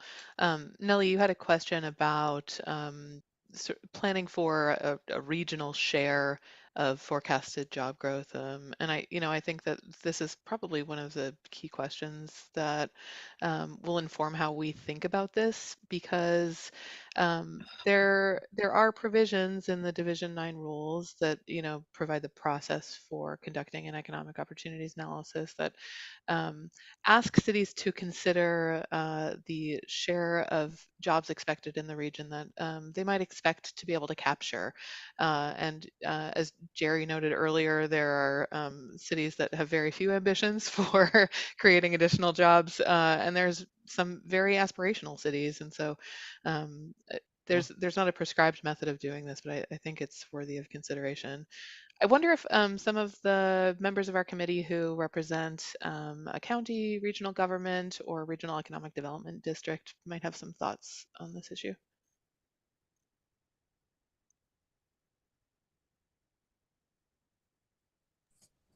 Well, so Ted Reed, Metro Regional Planning. You all are talking about all the interesting, important issues. I don't know that I have an answer. Certainly having a local jobs housing balance is good for many of the reasons that the bill mentioned. If for no other reason than shortening the non-work trips that people need to take to get access to groceries and things like that. But we do have a regional economy, so the notion that everyone will live and work in the same city is appealing, but it's not actually how things tend to work out. We have people that commute from county to county. So from Metro's perspective, we want to allow for some optimism and aspiration in local planning, but also have some element of regional coordination so that not every city is planning for extraordinary we're expecting extraordinary job growth and have it not work together as a regional economy in any coherent way.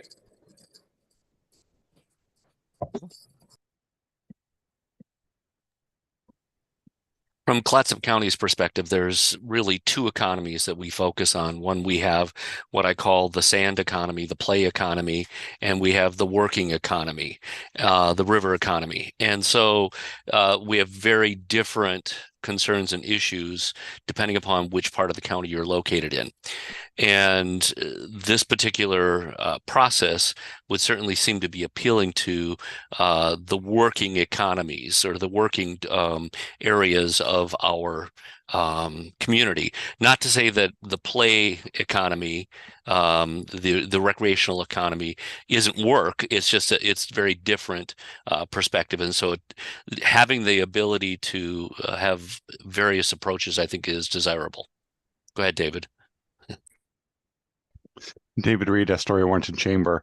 I completely agree, Jay. There are definitely two economies here, but of that work economy, that river economy, that is the most volatile or the most subject to sort of massive changes at the turn of a hat. We just had a major decision come down on forestry, which has been a traditional, reliable industry here. Now a major change coming to that. It requires the most flexibility. So I plead ignorance on whether this particular topic adds adds flexibility to that. I'll defer to Jay's opinion on that, but at this point, anything that allows for flexibility so that we don't get into these situations where we need to pivot, but we're boxed in any way. I'm always going to be advocating for flexibility and ease of changes to anything that we start to plan in the long term. Thank you, David. Nellie, you still have your hand raised. Is that an old hand or a new hand? Sorry, old hand. I'll take it down. Thanks. All right, I think we've got time for maybe an additional 5 minutes of discussion before we can sort of reveal some key questions for future discussion here. So I would encourage anyone who would like to contribute to this part of the conversation to please raise your hand if there's something you'd like to share. Brian Poole. You're muted. Thank you. I want to get back to a previous comment someone made. I can't remember who made it about sort of the reality that not everybody's going to live in the community they work in, and I think that's an important thing to kind of keep in mind. But when you're on the fringes of a major metro area, and I identify so strongly with North Plains in this sense that we've got services to provide, a community to fund, and residential growth does not pay for itself. We all know that. Moreover, the property tax caps constitutionally. If your costs are rising as a government faster than those taxes can rise, you're getting behind the eight ball quickly. And so I think that it's one thing to say that regionally that yes, absolutely, there's going to be bedroom communities, there's going to be places of employment, centers of employment, but at the same time, we need tools to make livable communities in our smaller towns because we are falling behind, and we do need to attract industries and jobs and that tax base that comes along with those things. And so I'm not offering that's a pushback to what was said. I just think that maybe a little bit more illustrative of kind of where we are in these smaller towns is on the edge of the metro area. Thank you. Frederica, please go ahead. Okay. I'm sorry, it looks like you muted yourself just right before you began speaking. Okay, can anyone hear me? We can. Okay, so the gentleman who was talking about North Plains, one of the questions that I have for this community is, like, I understand that you're a bedroom community, but what do you all feel like as far as when you're developing your neighborhoods and you're developing the structure of your town, looking at such things as accessibility or light rails? I mean, are people in North Plains worried about the impact of perhaps public transportation, because that will bring more traffic into your community, and it will provide accessibility in a lot of ways for, differently able-bodied people in your community, which, when you're looking at that, that would bring, more people shopping at your stores and participating in your community. What are your thoughts on, finding those tools to keep you, if you want to remain a bedroom community, but with accessibility for people who are differently abled, let us say? I hope I'm not off topic, but that's a question I had.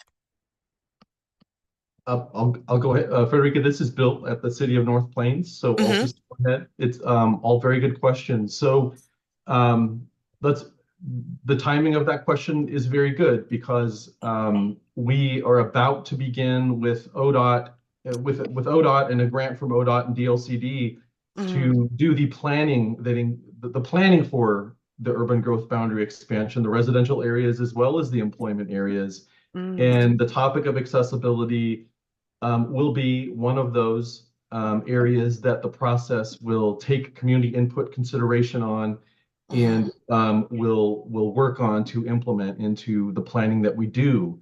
As far as transit and that sort of thing, and kind of just to talk a little bit specifically about North Plains in response to your question, the short answer about transit is we're just not big enough to really be served by transit yet.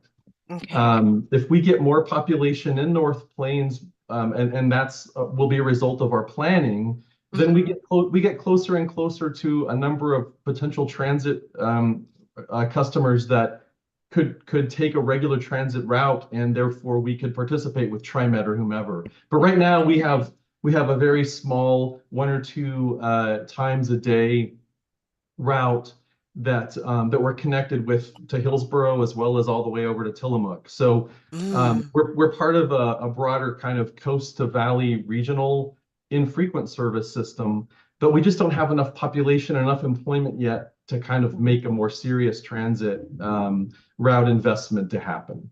Sure. I just want to ask you one more question, the gentleman from North Plains.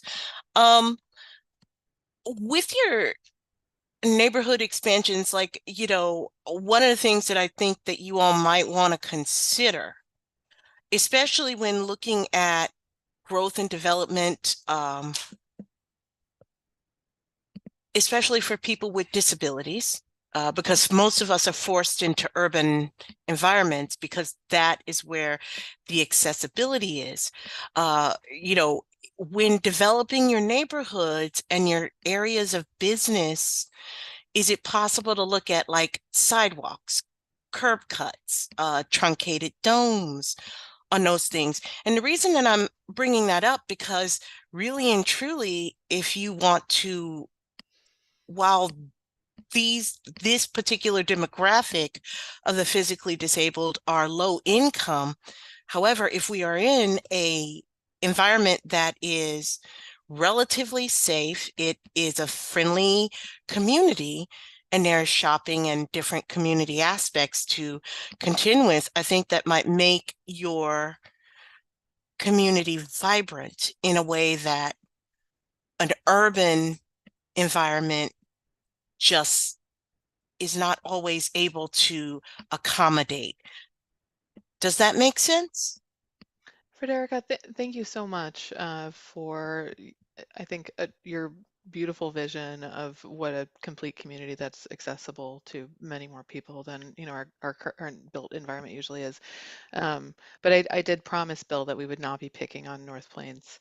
Oh, I wasn't trying to pick on. Okay. No, I really just wanted to give them some food for thought, because I understand that when planning things, you have to look at every aspect of things, every aspect of how it's going to work, how the economy, the community is going to come together, and profits are to be made, and quality of life is to be made. And so that really was my intention. I swear I'm not picking on North Plains, but I understand how corporate communities work. And I also understand from someone who is not sighted, navigating in such communities can sort of be like, why would I want to be here? Even though it's nice and friendly and clean, it's not for me.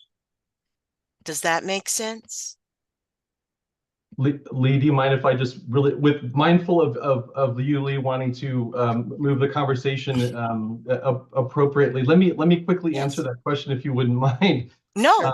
I'll just quickly say, again, this is Bill with North Plains, Frederica. I just want to give the North Plains residents community a lot of credit and city council appropriate credit here in that right in the middle of COVID, North Plains voters approved a new local fuel tax, a tax on gasoline sold in North Plains, and that money has been all of it has been earmarked for new sidewalks and sidewalk improvements and accessibility improvements throughout the city of North Plains.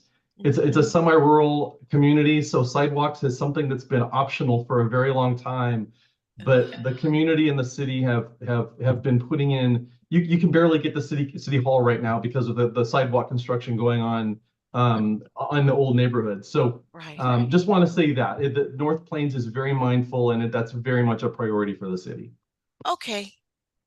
Thank you, Bill. Okay, we have time for one final comment or question. Nellie, please go ahead, and then we'll move back to our slide deck.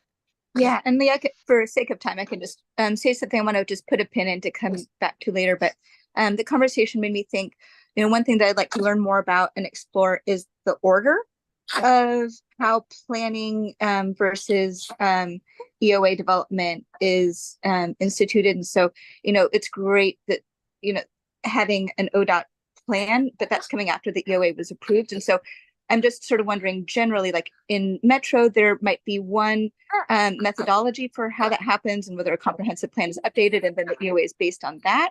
And, how does planning for transportation, water, wastewater, and all the infrastructure occur such that it can inform the EOA? I'm just interested in learning about that.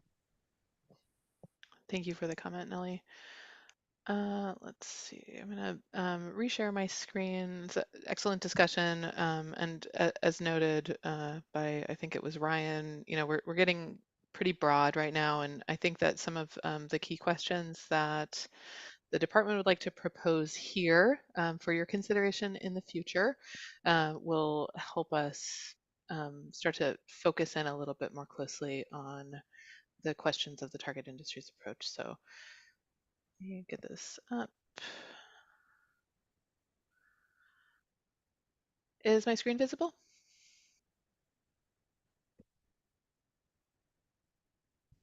I see a nod. Thank you, Beth. All right, so this slide is titled Key Questions and Issues for Consideration. So the department is seeking input from the committee on the following areas, most of which are informed directly by the rulemaking charge.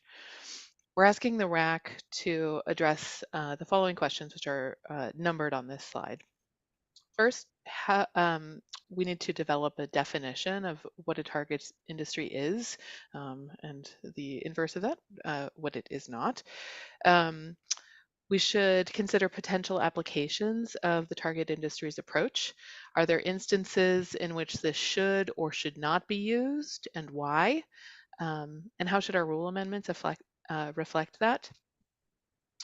Should we structure amendments to this rule as a carve-out special process in Division 9, or is this something that should be integrated into the overall guidance around economic opportunities analyses and the required Division 9 policies and measures?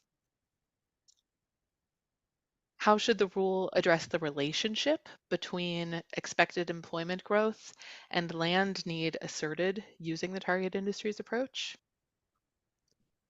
How can cities provide rationale for target industry site needs? How should rules address site preservation or protection for use by target industries? I think we do have time for some initial responses to these questions here, but we clearly are not going to have time to address each of these areas in depth today. That's what we'll be doing hopefully during our second convening of this Rulemaking Advisory Committee. So department staff request of you is that you reflect on these, take these questions into consideration over the coming weeks, and then either submit written comments to the department on these issues or come prepared to speak to them when we go over the rule draft in depth during our second meeting. We're also seeking feedback from this committee on whether there are additional key questions that fit within the direction Commission provided in the rulemaking charge that will help us improve the Division 9 rules in regards to the use of the target industries approach. So if you have additional key questions or issues that you think the committee should be considering, you can share those now with us or consult with the organization or interest group you represent and communicate that back to DLCD staff for consideration during the next meeting. So I'll open this up for discussion, reflections to these questions or additions that you might feel are appropriate. Nellie, I'm not sure if it's old hand or a new hand, but you're first. Sorry, old hand. Okay, Brett, please go ahead. Yeah, and I don't know if you just covered it, because I'm trying to filter through a lot of information, but I would be curious to what degree the rulemaking can address the accountability of EOAs after they've been used to justify and provide factual basis for UGB expansion, in the sense that if an area does expand, what tools are actually there to make sure that the land outcomes generate the desired outcome in terms of employment need. Just looking somewhat anecdotally at some of the stuff I've heard from colleagues and so on, is that there'll be a targeted industry approach to look for one industry. It doesn't materialize. It ends up manifesting into a different sort of development pattern that maybe wasn't in the first EOA justification. So in what degree are we holding that accountability through? Because it hasn't been said here right now, but I want to make the global comment that the lands we're talking about developing, often farmlands, are not just sitting there idly unproductive. They are productive farmlands that have a high value and use to our society and Oregon's agricultural system. So the trade-off in taking away any agricultural lands should be viewed through the lens of making sure that we're actually following through to the outcome in the EOA, at least within my opinion. Thank you, Brett. And just for the benefit of everyone on the committee, that was Brett Morgan speaking from 1000 Friends of Oregon. Brett, I think that the rulemaking charge is attempting to get at this question through the lens of site protections, but I think it's a good question if there's additional considerations here. Andrea Claus, please go ahead. Thank you, Lee. This is Andrea Claus from the Port of the Dalles. And so on point one, which is develop a definition of target industry, in the supplemental material that you passed out, there is a definition that's included that and it just says it's the economic subsector defined by U.S. Census Bureau. It kind of goes on. Are you looking for something different than that? Like when you say develop a definition, could you sort of maybe describe what you're thinking we should be thinking about? Yeah, thank you. I'm glad that you asked that because I wonder if others are looking at the proposed draft rule for consideration and assuming that that definition might already be in use. It is not. It is the department's first attempt at trying to define how it is that we might state what can be included as a target industry for this particular approach of determining land need.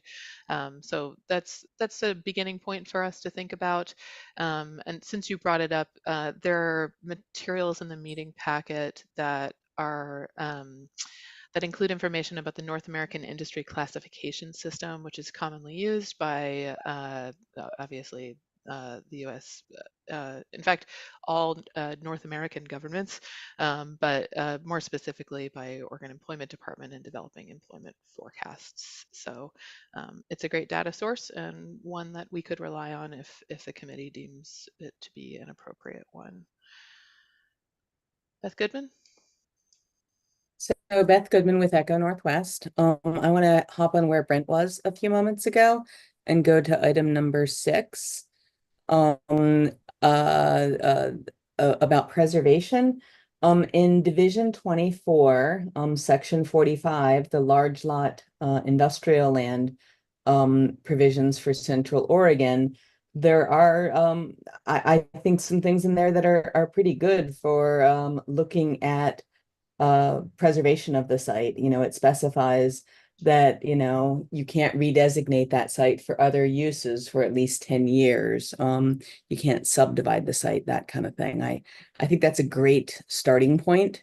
And maybe it's sufficient, I don't know. My question, or the thing I'd like to pose about like the definition of the target industry and how hard we want to keep cities in the same target industry.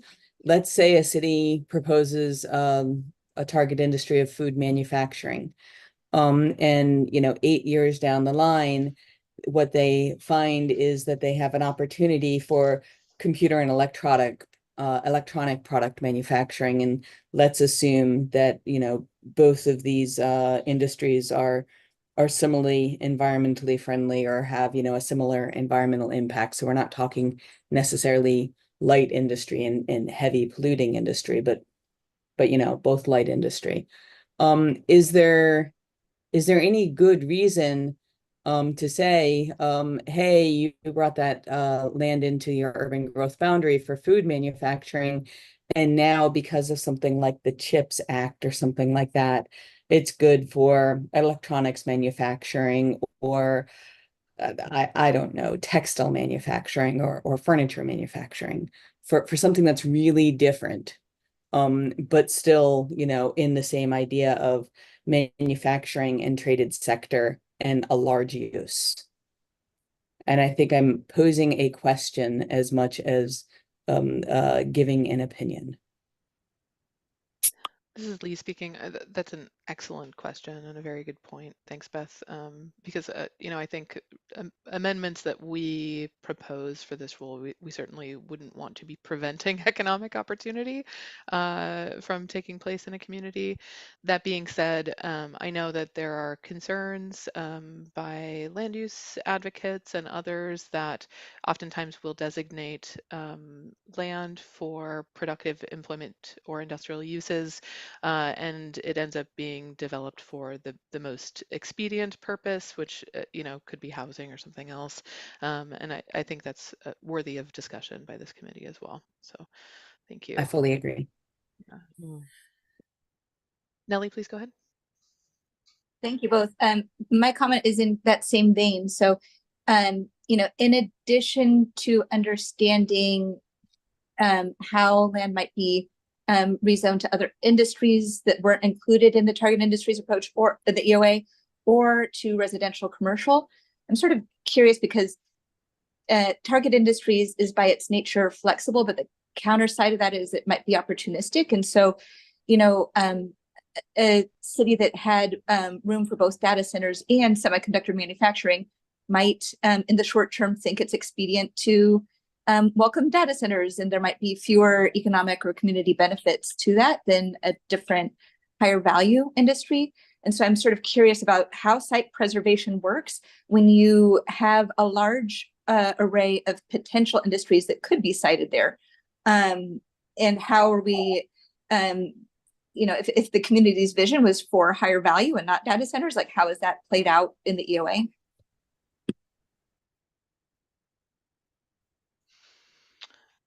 Good points, Nellie, and I don't think that we have answers to most of them at this point. I know that approaches can differ by whatever the local government or community's requirements or interests are, but it is something that we could probably think about as we discuss our proposed amendments here. Jerry, please go ahead. Yeah, I do want to address one thing. The planning system requires to do 20-year forecast by industry. The only thing I can assure you is a 20-year forecast is wrong. It's a matter of degree, and industry compositions change, things change. And I do think there's some level of flexibility we have to have in there. I do think you want to make sure that you've allowed some sort of limitations and communities can make those decisions either through their code or other tools to make sure that you can maybe subdivide sites or you keep them within limited land use categories or you don't allow it to be wildly different than what was envisioned. But I do think it's important to build in the level of flexibility to recognize the fact that there's a lot we don't know about the future. And things will not be the same. We pretend we're basically forced into a level of precision on findings that we are not at all comfortable with typically.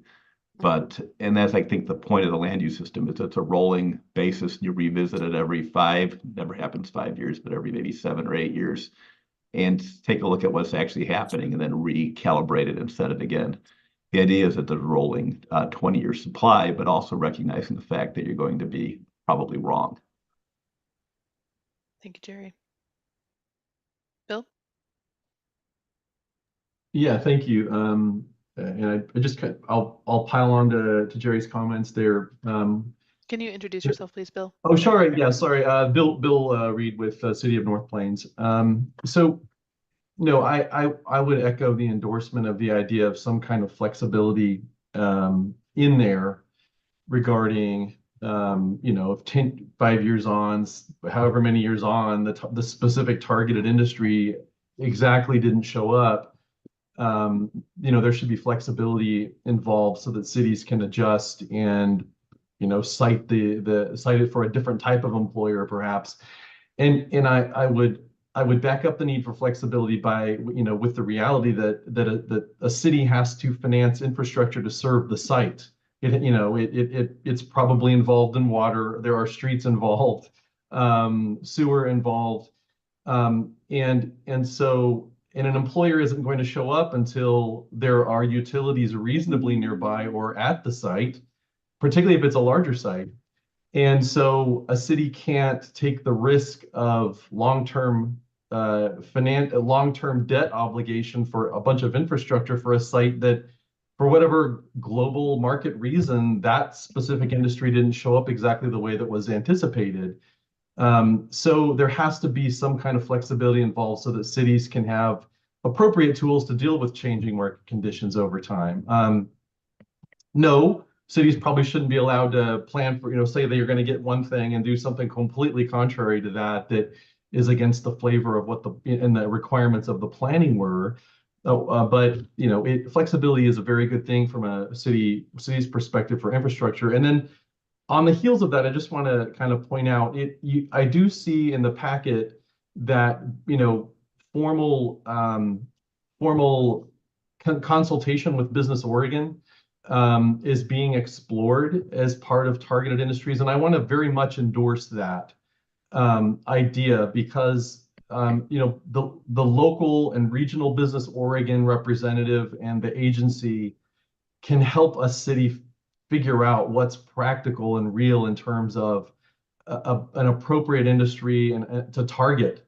And then Business Oregon ends up being the partner on infrastructure. So it would be fully appropriate to work with Business Oregon in a formal way within this process. So I would just endorse that coordination being allowed. Thank you, Bill. Dave, please go ahead.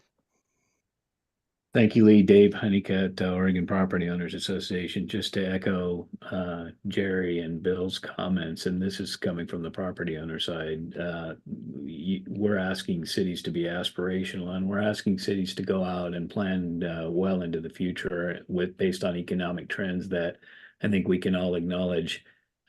What the economic trends were in 2004 are much different than what they actually turn out to be in 2024. And so I would ask the group to be cautious on site preservation requirements that essentially foreclose the possibility that a property owner and the city may be able to, working together, may be able to target an industry that might be slightly different than the one that they originally interpreted, that would provide jobs to the community and be a real asset. So I just be cautious on imposing too many limitations on the actual sites brought into the boundary.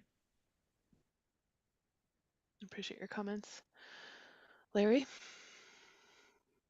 I think I'm just jumping on the bandwagon here from what everybody's been saying. My take is within an industrial zone classification or an employment zone classification, companies that fit in our system, I would like a lot of flexibility, a great deal.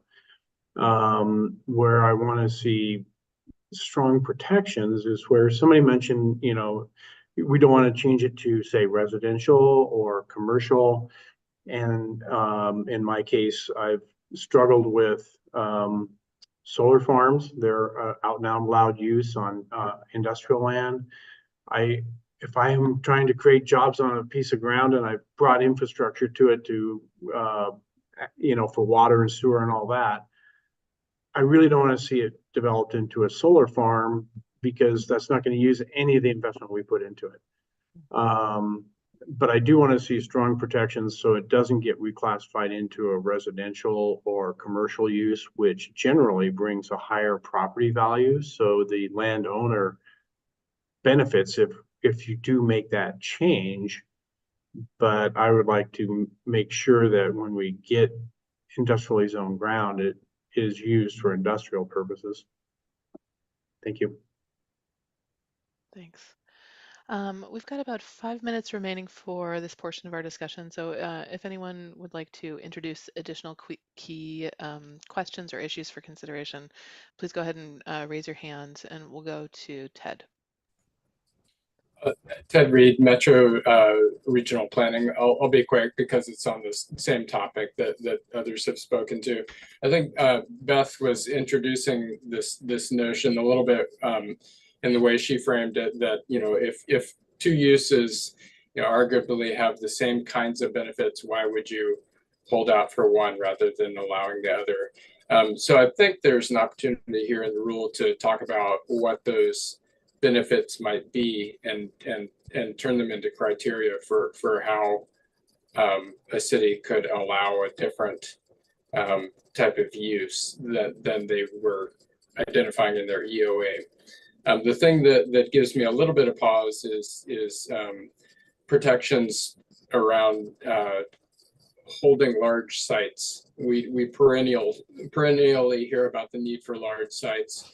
Once you start carving those up, they're gone. So I think that's sort of a different discussion about how to protect those and allow some flexibility about the particular uses. This is Lee speaking. Those are great suggestions, Ted. So you are suggesting on your second point that perhaps smaller target industry sites be considered separately from larger target industry sites? It was more generally that if we're going to engage in discussion about flexibility for how these sites get used, maybe we can talk about sort of what kinds of jobs you could get in different uses, and if they're equivalent in terms of job numbers and salaries and other things like that. Maybe those can be turned into some sort of criteria for allowing flexibility. When it comes to large sites, though, once they start getting divided up, then we can't easily replace them. So I think there's a different discussion about how to protect large sites than there is the discussion about allowing flexibility of different kinds of employment uses. Okay. I don't know if that was clear. It is. Okay. Nellie, please go ahead. Thank you. Nellie McAdams, Farmland First. On the same topic, I totally support flexibility. I think we all want there to be flexibility, especially over a 20-year time period. I think the purpose of the RAC is to determine in what ways and when and the parameters of that flexibility. So I'm looking forward to continuing these discussions. And one thing that would help me with that, I have to imagine that any methodology used in an EOA incorporates some flexibility in it. And I would be curious to understand how flexibility is accounted for in other EOA methodologies as opposed to target industries. Thank you, Nellie. I'll take note of that and bring our discussion to that point during our second meeting and hopefully be able to provide some materials as a follow-up to this meeting. Frederica, please go ahead. Okay, can you hear me? We can. Okay. One of the things, and I agree to the point that I have knowledge about that with what everybody else is saying. One of the things that I would love for us to really consider, not so much accessibility is key when designing and planning, not just for business, but for community, quality of community. Okay. I want to know how, and perhaps industry, but how can we make our communities accessible for people who are disabled, not just, blind, but in wheelchairs, without it being a terrible environmental impact? What kind of things can we work with the current infrastructure that would allow people with disabilities to sort of be a part of this particular aspect, because we are a part of the community as well.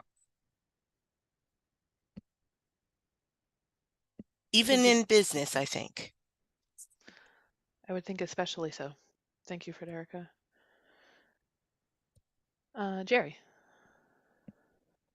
Just want to follow up a little bit on what Dave said about one of the things I think we need to be Can you concerned introduce about. yourself, please? Sorry to interrupt. Is it unmuted now? No, we can hear you. I was asking you to introduce yourself, please. Oh, okay. Sorry. Jerry Johnson with Johnson Economics. I just wanted to quickly chime in a little bit on the flexibility piece. One of the things that I've seen in the past that I would think we should be cognizant of is some of these, when we have a lack of flexibility, you can put a property owner into basically a long-term landholder. The carry cost of that property is on them. And if the requirement is that it's basically land banks for a specific industry, that can be a problem over time for some of these jurisdictions. I mean, it's one thing if, the city or the jurisdiction owns the property, but for private property owners, that's a real hardship sometimes.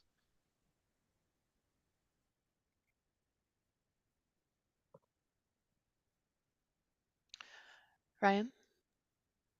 Ryan Sheriff, Snitzer Properties. Just to pile on what Jerry was alluding to.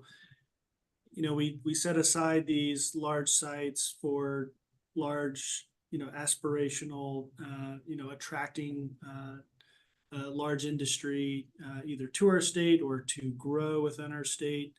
But to Jerry's point, if you protect it forever and ever and ever, eventually you're going to, and those industries say they never come, then those industries that are growing, that are outside of the industry that you're targeting, you're going to be saying no to a lot.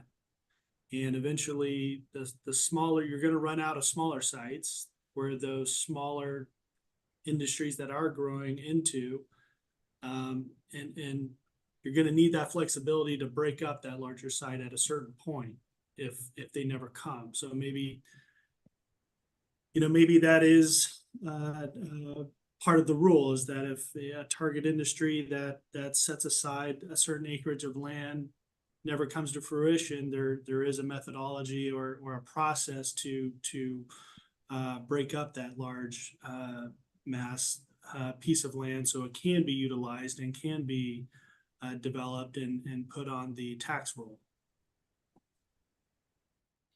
Thank you for your comment.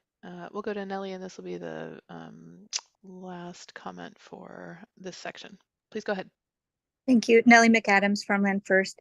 I think part of my role is to think about how a provision like that could potentially be abused. So could a very land extensive industry be proposed without strong evidence that it would be arriving in the area? And then subsequently, when it doesn't arrive or when it takes longer than expected, the land is divided.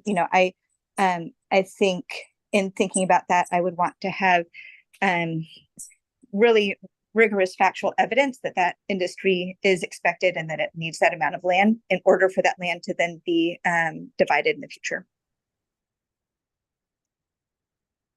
Thank you. And we appreciate you representing this perspective to the committee. Okay, I am now going to do a walkthrough of the initial rule draft for consideration by you. I'm going to try to switch my screen share here clumsily to the draft rule itself. And this is attachment number 6 to the packet if you wish to bring up an accessible version on your own screen. Once again, we're not scheduled for a super in-depth discussion on this today. This is just sort of to introduce the department's initial thinking about this and ask for your reflections, concerns, criticisms, or support. So let me go ahead and pull it up.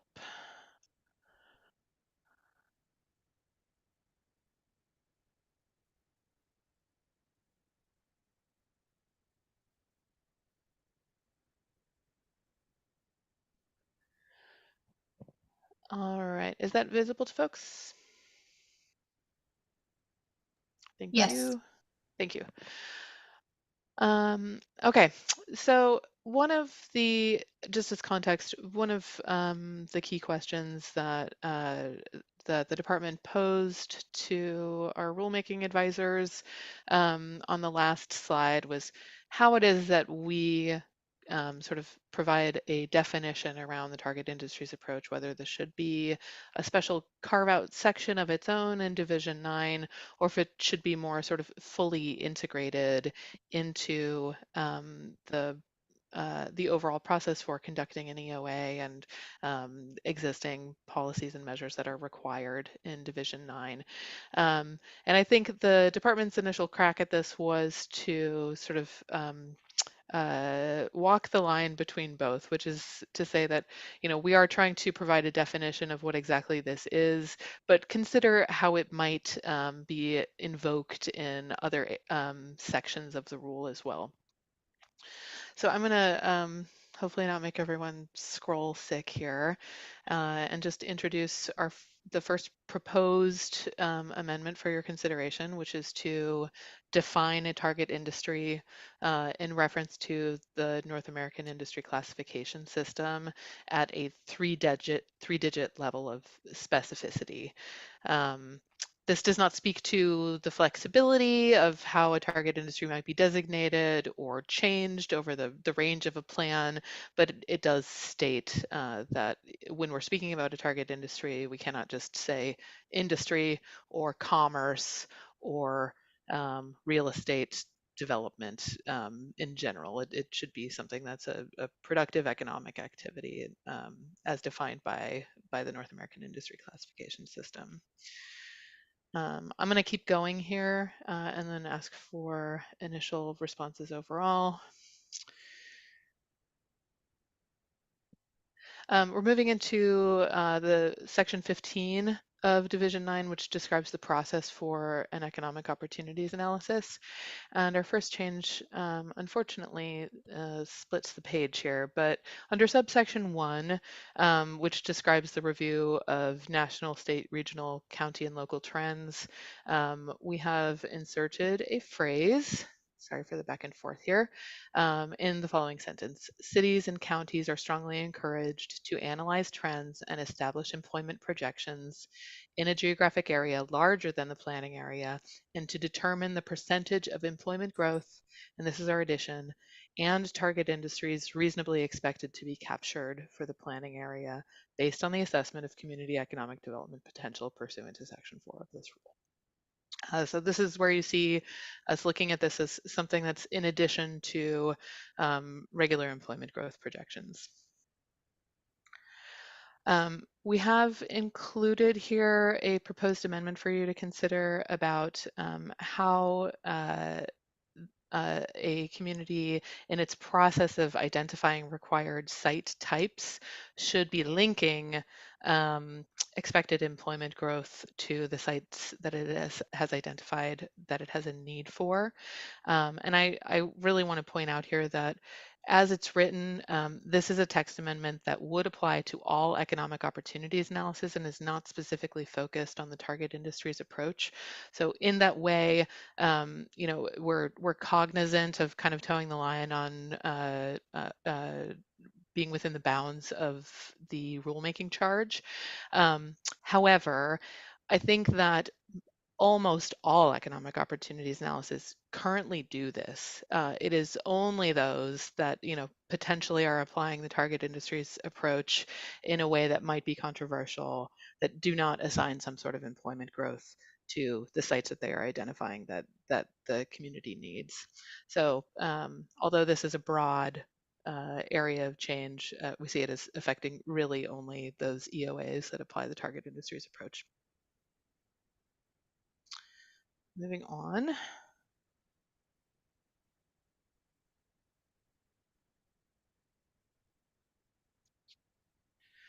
All right, so this is section 25 of Division 9. It addresses designation of sites for industrial and other employment uses. In subsection 1, there is a requirement that cities in their comprehensive plan identify needed sites.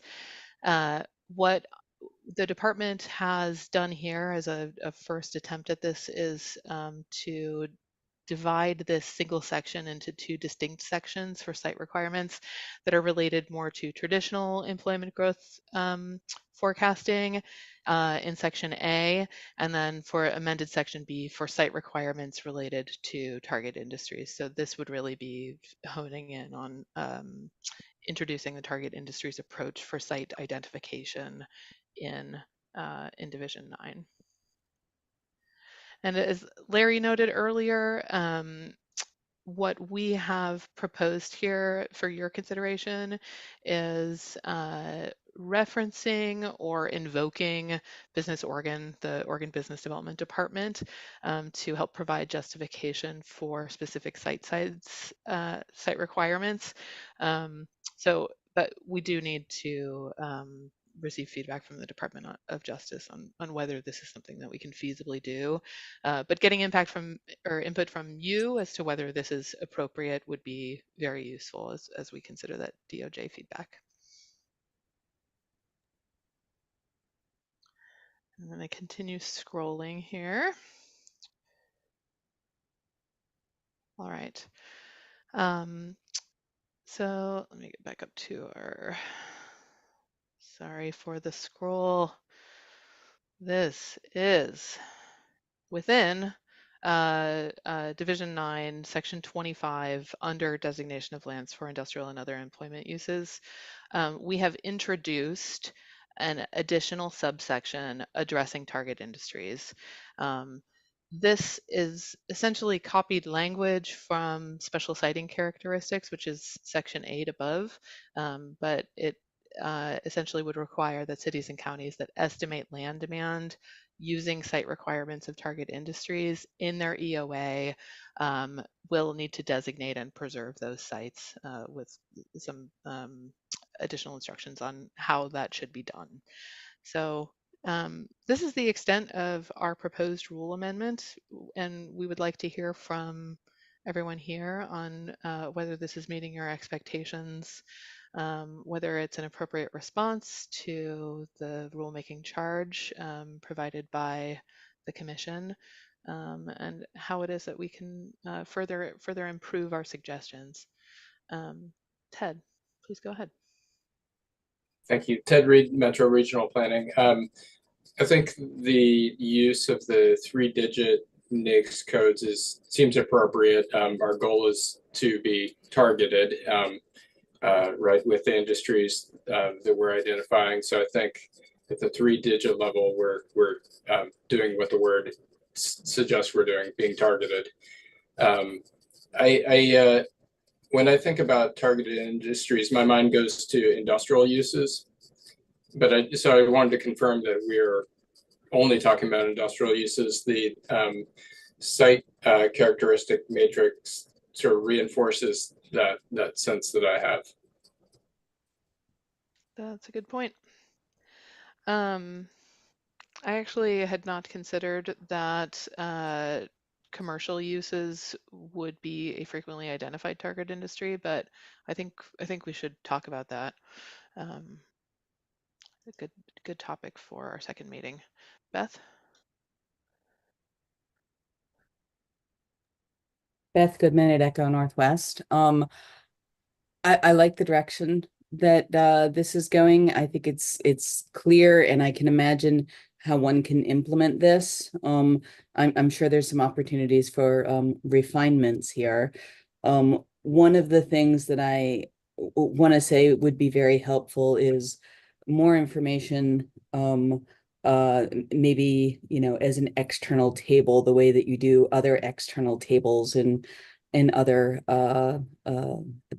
rules, like the Business Oregon / McKinsey competitiveness matrix table, that maybe we, in some way can get agreement that there's some, frequency of update on that so that it doesn't become, 10 or 15 years old and out of date.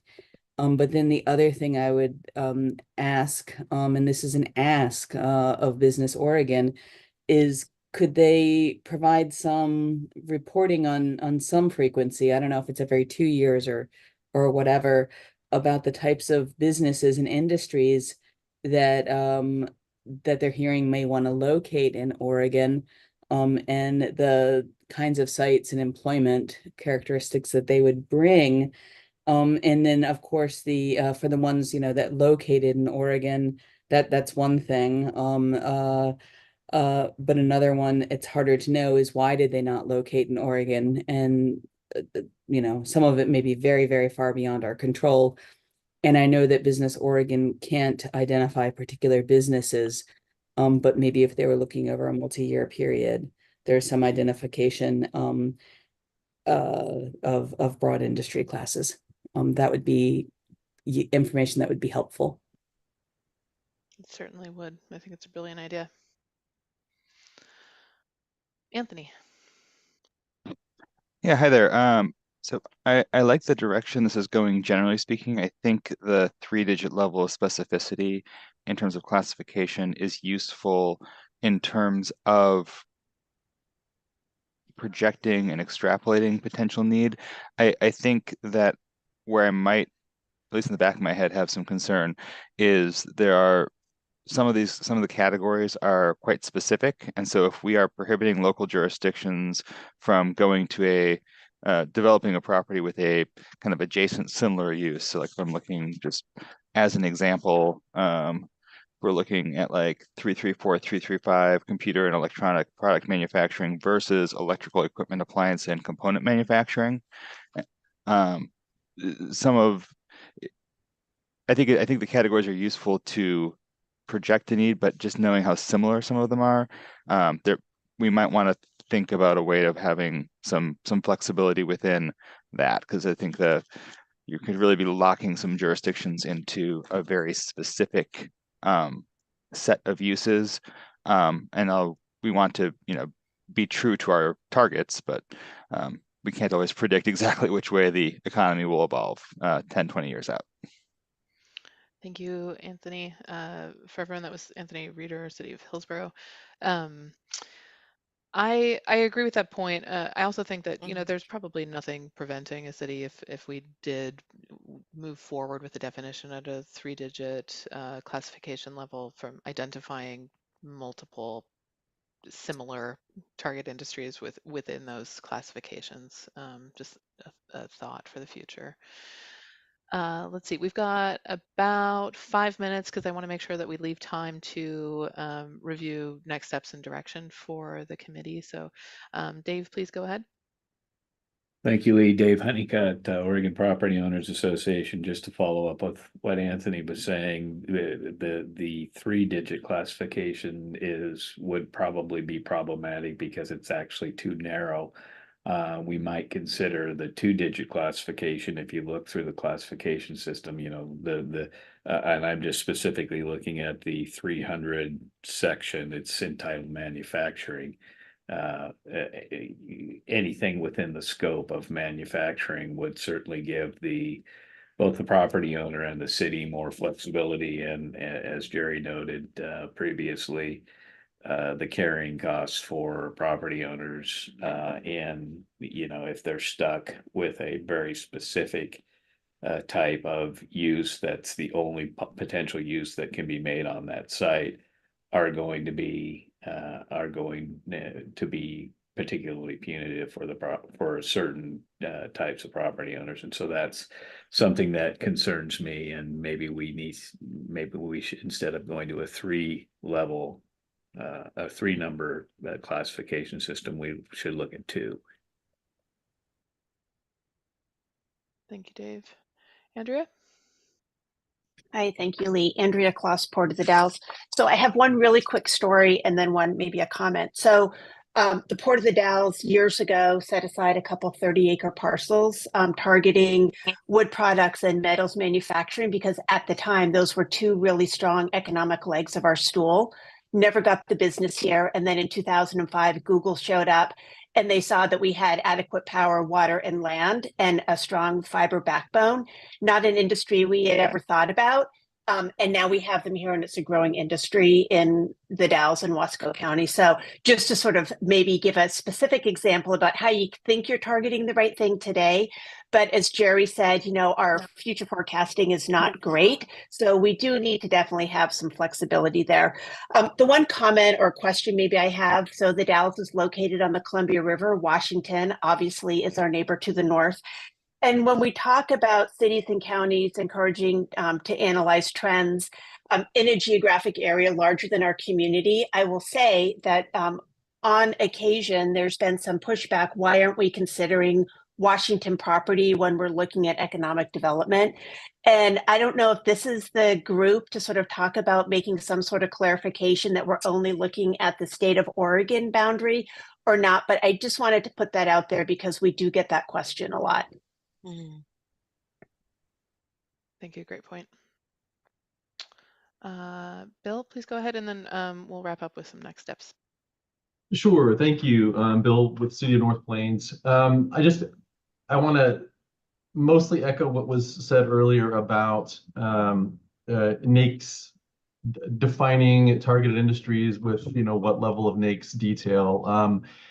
You know, it would be appreciated that definition of specific industries not get too specific in the NAICS system. But having said that, I think the new thing I want to say is that more conversation about this or consideration of it would be good because we have clusters of industries and we have things like supply chain for semiconductor. Well, North Plains specifically was looking at targeting supply chain for semiconductor being so close to Hillsboro, but that's a broad variety actually of manufacturing and other firms that provide direct, you know, vendor support to Intel or whatever semiconductor company, but it's not a specific one, you know, 2-digit or even 3-digit or even 2-digit NAICS code. It's kind of a collective group of them. They're very narrow in who they serve, but they're individually a number of different specific industries. So that's a dimension that would be really good to talk about in terms of defining what a targeted industry or industries are.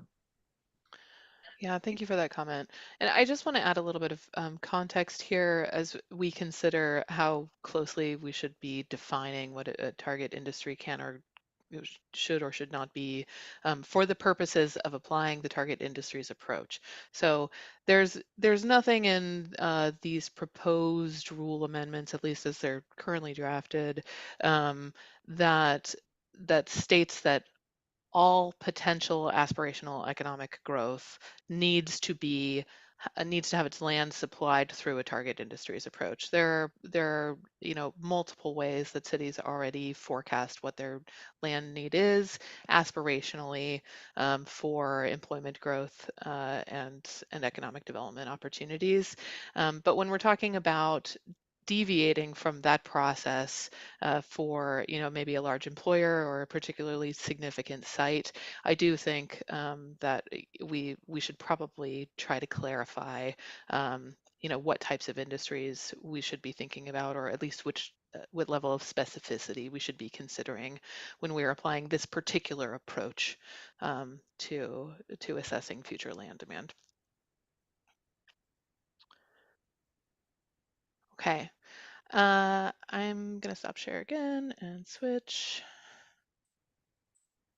Gordon, I noticed that you had your hand up earlier. Did you have a comment that you? Oh, I was just going to comment that there was some legal detail about using the business Oregon direct reference, and we can talk about that next week, next month, or our next meeting anyway.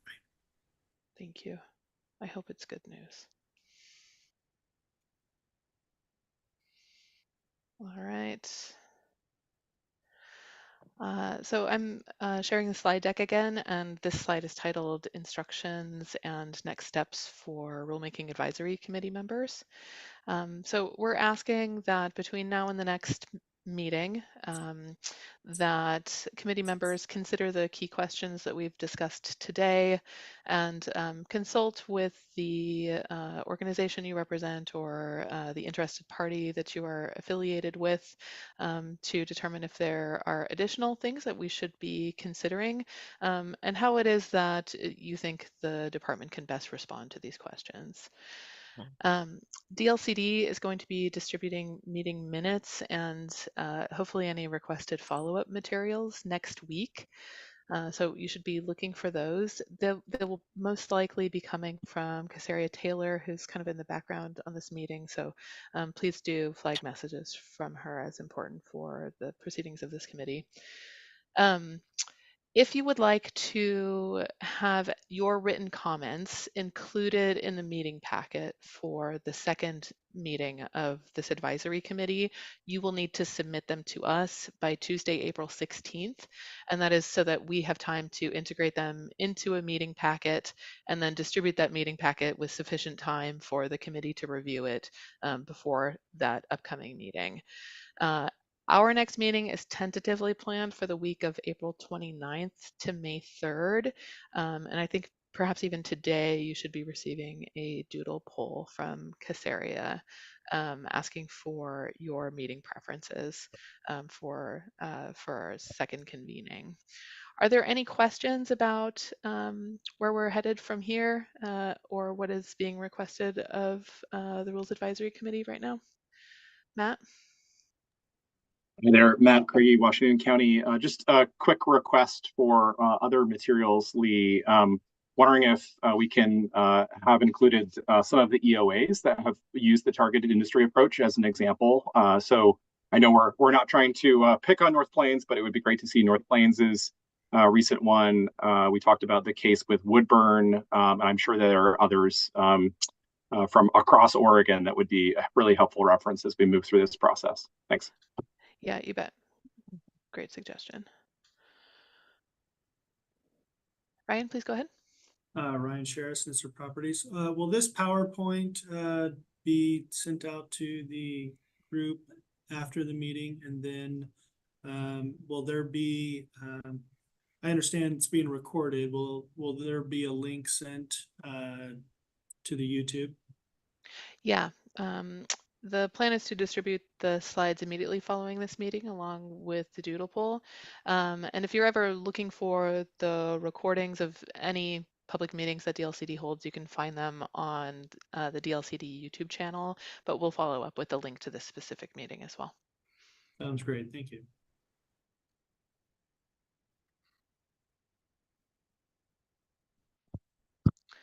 Well, thank you very much for your time today.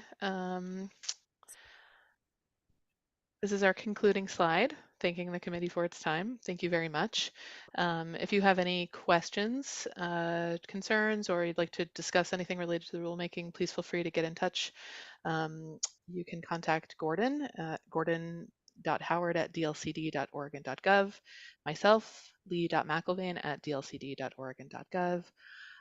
Or Casaria Taylor, who you should copy with any written comments you'd like included. Her email is casaria.taylor@dlcd.oregon.gov. Gordon, any concluding thoughts in our last 30 seconds? Just thank you very much to all of you for providing your expertise and input and contributions to us resolving this issue. And we look forward to our next meeting in end of April, early May. Thanks very much, everyone. Enjoy your lunch. Thank you. Bye-bye. Thank you. Lee? I'm here.